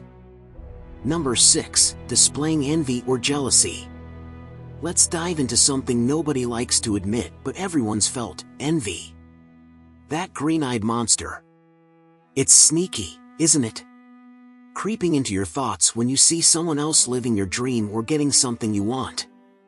But here's the deal, when envy or jealousy starts showing on the surface, it's a surefire way to make people secretly dislike you. Why? Because it's exhausting to be around. Think about it, jealousy radiates a kind of energy that pulls people down. It's like this unspoken judgment, a vibe that says, "I'm mad you have what I don't." Nobody wants to feel like their success, happiness, or even good fortune is making someone else miserable. It's awkward, it's uncomfortable, and let's face it, it's a little sad. What makes envy even more toxic is how it warps your behavior. You might not notice it, but jealousy can sneak into your tone, your words, your body language. Compliments start sounding half-hearted. Conversations shift toward passive-aggressive comments or unnecessary competition. And the worst part? People pick up on it, even if you think you're hiding it well. Humans have a radar for stuff like this. They might not say, "Wow, you're being super envious right now," but trust me, they'll feel it. Here's the kicker, jealousy isn't just bad for your relationships, it's bad for you. When you let envy take the wheel, it's like poisoning your own well. Instead of focusing on what you can do to improve or grow, you're stuck obsessing over someone else's highlight reel. It's a losing game. Nobody wants to hang around someone who's constantly sulking about someone else's wins. It's draining. And honestly, it's a little petty. The thing about envy is that it's rooted in comparison. You're stacking your life up against someone else's, which is always unfair because you're comparing your behind the scenes to their finished product. Stoic philosophy has a lot to say about this. Marcus Aurelius, for instance, reminds us to focus on our own path, not someone else's. He'd tell you to stop worrying about what others have and start cultivating your own garden. That's where your energy belongs, not in wishing you had their life, but in building your own. And let's flip the script for a second. What if you took someone else's success as inspiration instead of a threat? What if, instead of jealousy, you felt curiosity? Admiration? Imagine how much better your relationships could be if you could genuinely celebrate other people's wins without feeling like it takes away from your own. That kind of energy is magnetic. People love being around someone who lifts them up instead of dragging them down. So, if you're catching yourself in those moments of envy, don't beat yourself up. It's human. But recognize it, call it out, and let it go. Shift your focus inward. The less time you spend worrying about what others have, the more time you can spend creating a life you're proud of. That's the kind of mindset that not only makes people respect you but also makes them want to stick around. Number 7, talking too much without listening. Talking too much without listening, it's a common trap that many of us fall into without even realizing it. Maybe you get excited about a topic or you just want to be heard, but before you know it, the conversation has become a monologue. And in that moment, something important is missed, the connection. It's not just about speaking your truth, it's about making space for others to do the same. The Stoics, with their emphasis on wisdom and self-reflection, had a profound understanding of communication. For them, true dialogue wasn't about dominating the conversation or filling the silence with words, it was about listening, observing, and responding with intention. They understood that wisdom is not just accumulated by speaking, but by hearing others and learning from what they have to offer. When you talk too much without giving others the chance to speak, you're not just missing out on their insights, you're also closing the door to deeper understanding and growth. When we talk incessantly without pause, we lose the flow of a conversation. It becomes one-sided, and let's face it, no one enjoys being in a conversation where there's simply an audience to someone else's self-promotion or storytelling. There's a subtle but powerful shift that happens when you dominate the conversation. People begin to tune out, and it's not because they don't like you. It's because the interaction feels unbalanced. It feels transactional rather than relational. You're giving them nothing to latch onto, nothing to engage with, because you've left no space for them to enter the conversation. It's like you're speaking into an empty room. On the flip side, the art of listening is where true connection happens. Listening isn't just waiting for your turn to talk, it's actively engaging with what the other person is saying. It's being present, fully absorbed in the moment. The Stoics saw listening as a vital part of self-awareness. It wasn't just about learning from others, but also about learning about yourself in the process. When you truly listen, you show respect for the other person's thoughts and emotions. You open up the possibility of empathy and understanding. And this is something that can't happen when you're talking over someone or steering the conversation back to yourself. People crave to be heard. It's one of the fundamental needs of human interaction. And yet, when we're too caught up in expressing our own thoughts, we unintentionally silence others. The problem is, when you're constantly talking without listening, people start to feel like they don't matter. They start to feel insignificant. It's a subtle, almost imperceptible shift, but over time, it builds up. The resentment grows because they feel like they're invisible in the conversation, like their voice has no value. The Stoics encouraged us to reflect on our own actions and intentions. If we approach every conversation with the goal of being heard or impressing others, we miss the point. True dialogue is a mutual exchange, a space where both parties share, learn, and grow together. It's not about filling the air with your thoughts, it's about making room for the other person to contribute, to express themselves, to share their own experiences. When you focus solely on talking, you forget this important dynamic. So, how do you break the cycle of talking too much? Simple, start listening. Not just to respond, but to understand. Give others space to speak, and when they do, truly hear them. Reflect on what they say and respond thoughtfully. When you make this shift, something beautiful happens. The conversation becomes richer, more meaningful. You'll find that people start opening up more, engaging with you on a deeper level, and, most importantly, they'll begin to feel valued. And isn't that what we all want, to be seen, heard, and understood? Number 8, lack of reliability or trustworthiness. Let's face it, when people can't count on you, resentment brews. Nobody likes that person who says, "I'll be there," but then conveniently vanishes when the time comes. Or the one who promises the moon and stars but barely delivers a flicker of light. When you're unreliable, you're basically telling others, your time, your trust, yeah, not that important to me. Even if you don't mean it that way, that's how it lands. And trust me, that kind of message lingers. Being unreliable doesn't always start big. It's those small, seemingly harmless moments, forgetting to follow through on a favor, showing up late, again, or casually breaking a commitment because something came up. Individually, these things might seem trivial, but they stack up. Over time, they create this image of you as someone who can't be counted on. And that's a hard reputation to shake. But here's the kicker, reliability isn't just about actions. It's also about consistency. If people never know which version of you they're going to get, if you're supportive one day and dismissive the next, they'll stop turning to you altogether. Why? Because trust is built on stability. If the ground is always shifting, who wants to stand on it? No one likes to gamble with their emotions or their plans, especially not with someone who's proven to be unpredictable. And let's talk about the ripple effect. When you're unreliable, you don't just inconvenience people, you frustrate them. You make their lives harder. Imagine depending on someone, only to be let down at the last minute. It throws everything off. It creates stress, extra work, and sometimes even a sense of betrayal. It's not just about missing an appointment or forgetting a promise, it's about the signal it sends. I'm not prioritizing you.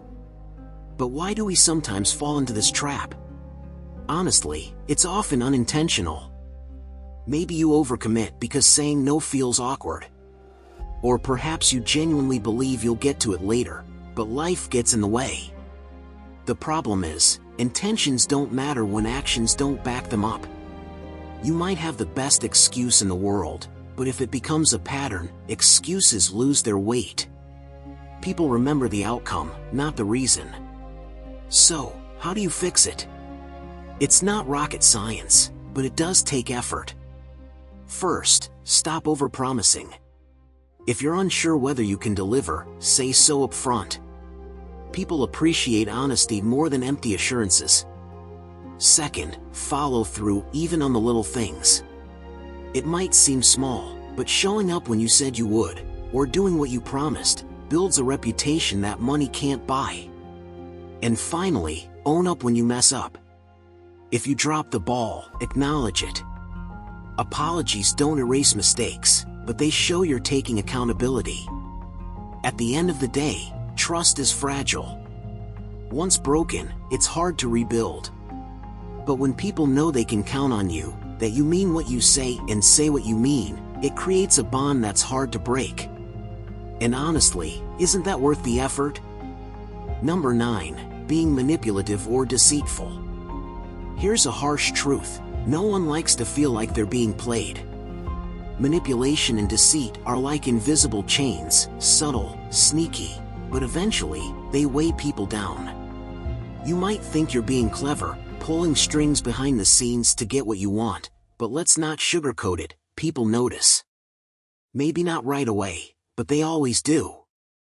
And when they do, that's when trust evaporates. Manipulation is like planting seeds of distrust in your relationships.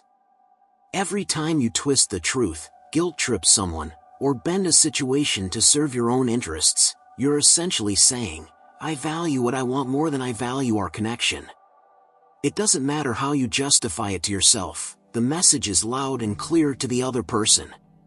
And it stings. The tricky thing about manipulation is how it creeps into small interactions. It's not always about grand, diabolical schemes.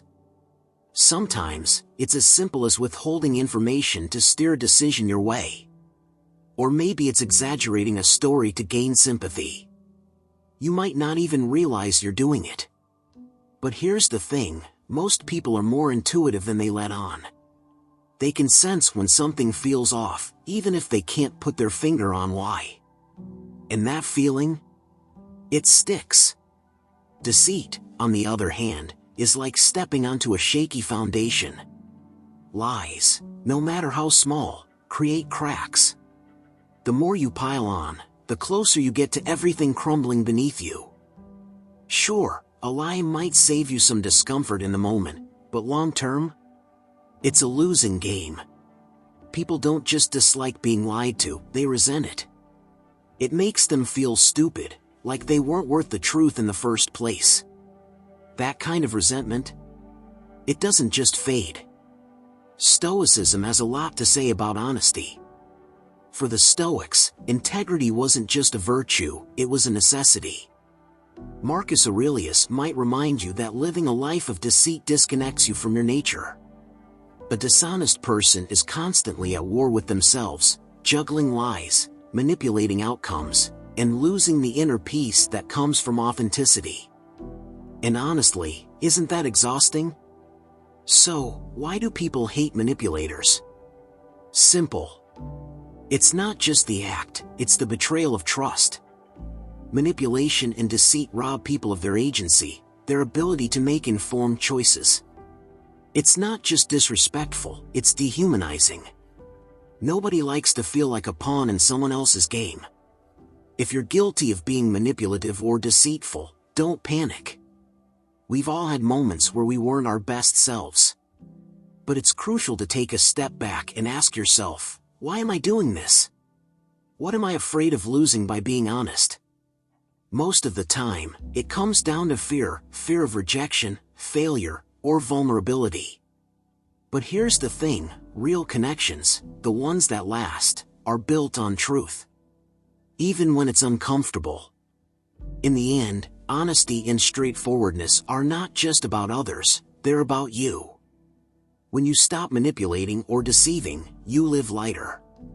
You don't have to keep track of lies, second-guess motives, or worry about being exposed. And the best part? People will not only respect you more, but also genuinely want to be around you.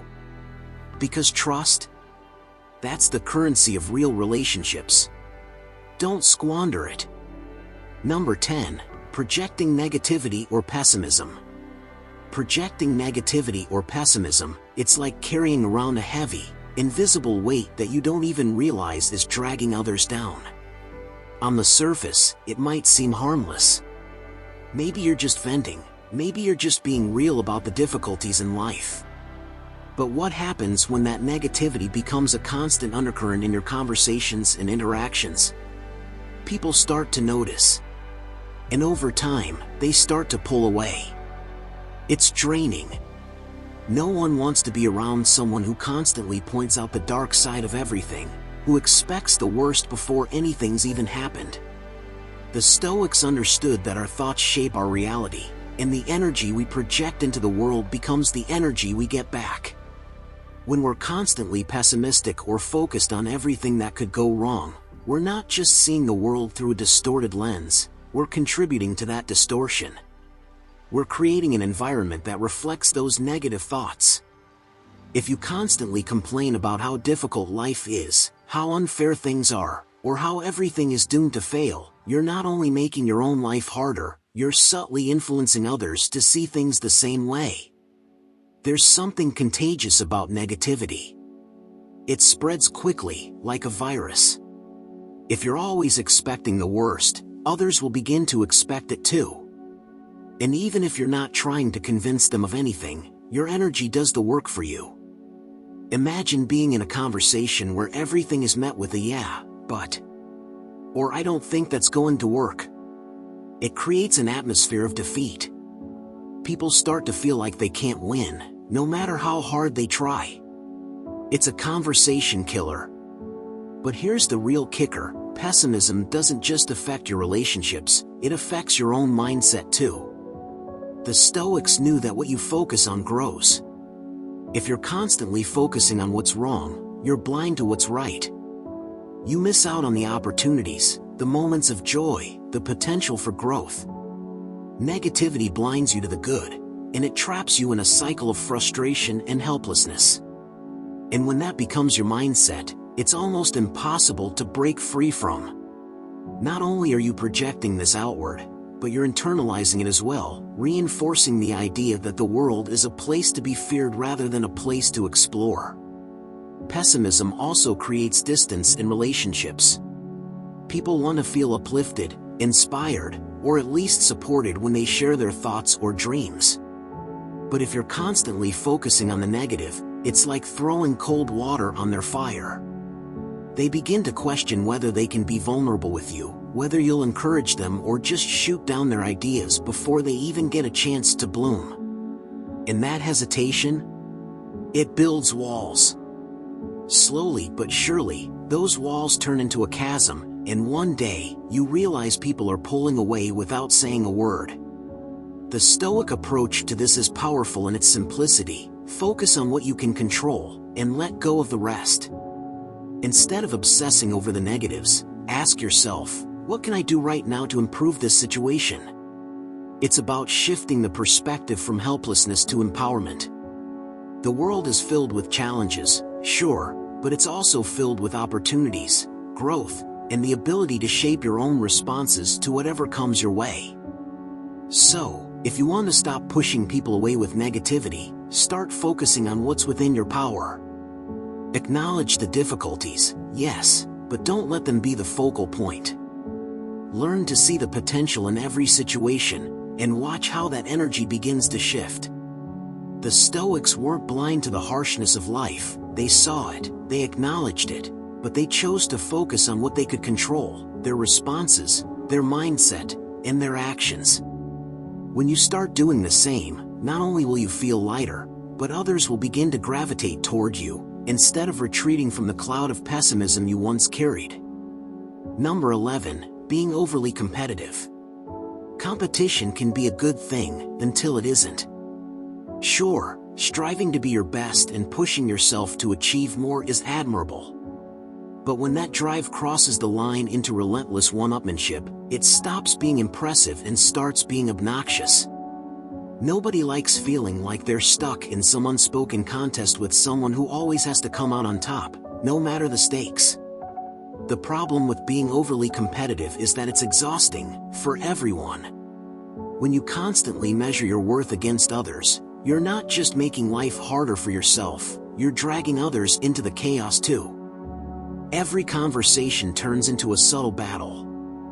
If someone shares a win, you feel the need to share a bigger one. If someone's struggling, you might downplay it by highlighting how you managed to thrive in a similar situation. It's not inspiring, it's alienating. Here's the thing: most people aren't out to compete with you. They're just living their lives, trying to do their best, and maybe hoping for a little support along the way. But when you're overly competitive, you turn those moments into opportunities to prove you're better, faster, smarter, whatever it is you're trying to prove. And guess what? People notice. They might not call you out directly, but inside, they're rolling their eyes and mentally stepping away. Who wants to share anything meaningful with someone who sees everything as a scoreboard? Another side effect of excessive competitiveness? It can make you seem insecure, even if you don't realize it. Think about it: if you're constantly trying to outshine others, it often stems from a need to validate yourself. But ironically, the harder you try to prove your worth, the less confident you appear. Truly self-assured people don't feel the need to outdo everyone around them. They're content with their own journey and don't feel threatened by someone else's success. Now, let's get real for a moment. Stoic philosophy teaches that comparing yourself to others is a recipe for misery. Marcus Aurelius famously said, "It never ceases to amaze me. We all love ourselves more than other people, but care more about their opinion than our own." When you're overly competitive, you're not just caught up in external validation, you're giving away your peace. Because here's the truth, no matter how much you win, there will always be someone faster, smarter, or more accomplished. Chasing that comparison is like running on a treadmill. You're working hard, but you're not really going anywhere. So how do you fix it? First, start seeing others' success as a reflection of possibility, not a threat to your own worth. Someone else winning doesn't mean you're losing. Second, focus on collaboration over competition. Instead of trying to outdo everyone, ask how you can work together or learn from them. Finally, take a moment to reflect on your own values. What's driving your competitiveness? Is it fear? Ego? Whatever it is, understanding it can help you loosen its grip. At the end of the day, being overly competitive doesn't just push people away, it robs you of the joy of genuine connection. So, relax. Celebrate others. And remind yourself that life isn't a race, it's a journey. Number 12, disrespecting others' opinions or values. Let's face it, nobody likes being talked down to, dismissed, or treated like their thoughts don't matter. When you disrespect someone's opinions or values, it's not just a disagreement. It's like saying, "I think you're wrong, and on top of that, I don't even care why you think the way you do." That kind of energy? It's a fast track to making people secretly hate you. Here's the thing, opinions and values are deeply personal. They're shaped by life experiences, upbringing, culture, and a million other factors you might not even know about. When you dismiss or mock someone's perspective, you're not just disagreeing with their idea, you're invalidating a piece of who they are. And let's be real, who wants to feel invalidated? No one. What makes this worse is how disrespecting others' opinions often looks. It's not always loud or obvious. Sometimes, it's in the eye rolls, the dismissive laughs, or that little smirk that says, "You can't possibly believe that." Other times, it's in the way you bulldoze conversations, cutting people off with, "No, you don't get it." Let me tell you how it actually is. You might think you're being passionate, but to them, you're being condescending. And nobody sticks around for that. Let's talk about why this is such a problem. When you disregard someone else's beliefs, it creates a wall between you. Even if you didn't mean to offend, the damage is done. They feel unheard, misunderstood, maybe even judged. Over time, this creates resentment, even if they don't say it outright. They'll just start avoiding certain topics, or worse, start avoiding you. From a Stoic perspective, Marcus Aurelius would probably have a lot to say here. One of his core teachings is that we should aim to understand, not control, the world and the people in it. He'd remind you that everyone sees the world through their own lens, shaped by their own unique experiences. Respecting someone else's perspective doesn't mean you have to agree with it. It just means you acknowledge their right to have it. And that's the key, respect doesn't equal agreement. You don't have to nod along and pretend you're on the same page. You can disagree without being disrespectful. It's about how you approach the conversation. Are you listening to understand, or are you just waiting for your turn to talk? Are you asking questions out of curiosity, or are you just looking for an opening to prove them wrong? When you respect someone's opinions, even if they clash with your own, you show them that you value them as a person. And that creates connection. It opens the door to meaningful conversations, mutual understanding, and maybe even growth, for both of you. So next time you're tempted to shut someone down, pause. Take a breath. Instead of saying, "That's ridiculous," try, "That's interesting," tell me more. You might not agree, and that's okay. But in showing respect, you build bridges instead of burning them. And trust me, people remember that. Number 13, not showing gratitude or appreciation.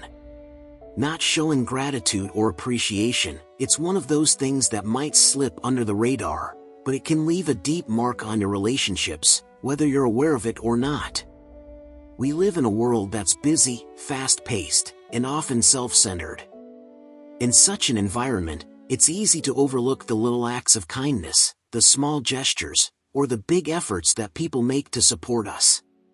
But here's the thing, when we fail to acknowledge these things, when we don't take a moment to show gratitude, it can make people feel invisible, undervalued, or even resentful. The Stoics had a pretty clear view on gratitude. They understood that showing appreciation isn't just a nice thing to do, it's essential for your own inner peace and for building strong, meaningful connections. Marcus Aurelius, one of the Stoic philosophers, often reflected on how important it was to be aware of the good in life, to acknowledge the efforts of others, and to give thanks for those things. And when you don't show gratitude, you miss out on that deeper awareness. You start to take people and their efforts for granted, and that's a dangerous habit. Think about it for a second. When someone goes out of their way to help you, or when they give you their time, energy, or care, and you don't acknowledge it, what does that say to them? It says that their effort didn't matter. It's as if they're invisible in that moment, like they're just a cog in the machine of your day-to-day life. And even if you don't intend to send that message, it lands that way. People want to feel seen, heard, and valued. They want to know that what they do for you matters. And when you don't show appreciation, it feels like you're just using them, rather than honoring them as equals. Now, I get it. Life can get overwhelming, and sometimes we're so caught up in our own world that we forget to express gratitude. It's easy to get wrapped up in the stress, the to-do lists, and the pressures. But that's exactly why gratitude is so important. It pulls you out of that autopilot mode and helps you become more present in the moment. It helps you see the good, even when things aren't perfect. And when you take that moment to appreciate the people around you, it does something powerful. It strengthens your connection to them. It builds trust, respect, and a sense of mutual care. But it's not just about saying thank you now and then, it's about living in a state of appreciation. The Stoics taught that we should be mindful of the blessings we have, whether they're big or small. It's about recognizing that people are doing their best in a chaotic world and that their contributions, however small they may seem, are part of what makes your life richer. Gratitude doesn't have to be a grand gesture. Sometimes, it's in the small, everyday moments of acknowledgement. When you cultivate gratitude, you create a ripple effect. You start to notice more of the good around you, and in turn, others begin to notice you noticing. It deepens your relationships, not just with others, but also with yourself. When you're constantly aware of what you're grateful for, it shifts your mindset. You stop seeing the world through a lens of lack or entitlement. Instead, you see abundance, you see kindness, and you see the people who are helping you along the way. So, what does it come down to? Gratitude isn't just a nice trait, it's a powerful tool for connection, peace, and emotional well-being. When you fail to show appreciation, it's more than a missed opportunity, it's a missed chance to strengthen your relationships, to build trust, and to create a deeper sense of respect with the people in your life. And when you stop taking people's efforts for granted, you open the door to a richer, more fulfilling life, one where both you and the people around you feel seen, heard, and valued. Thanks for watching. Understanding why people may harbor negative feelings toward you is the first step towards self-improvement and growth.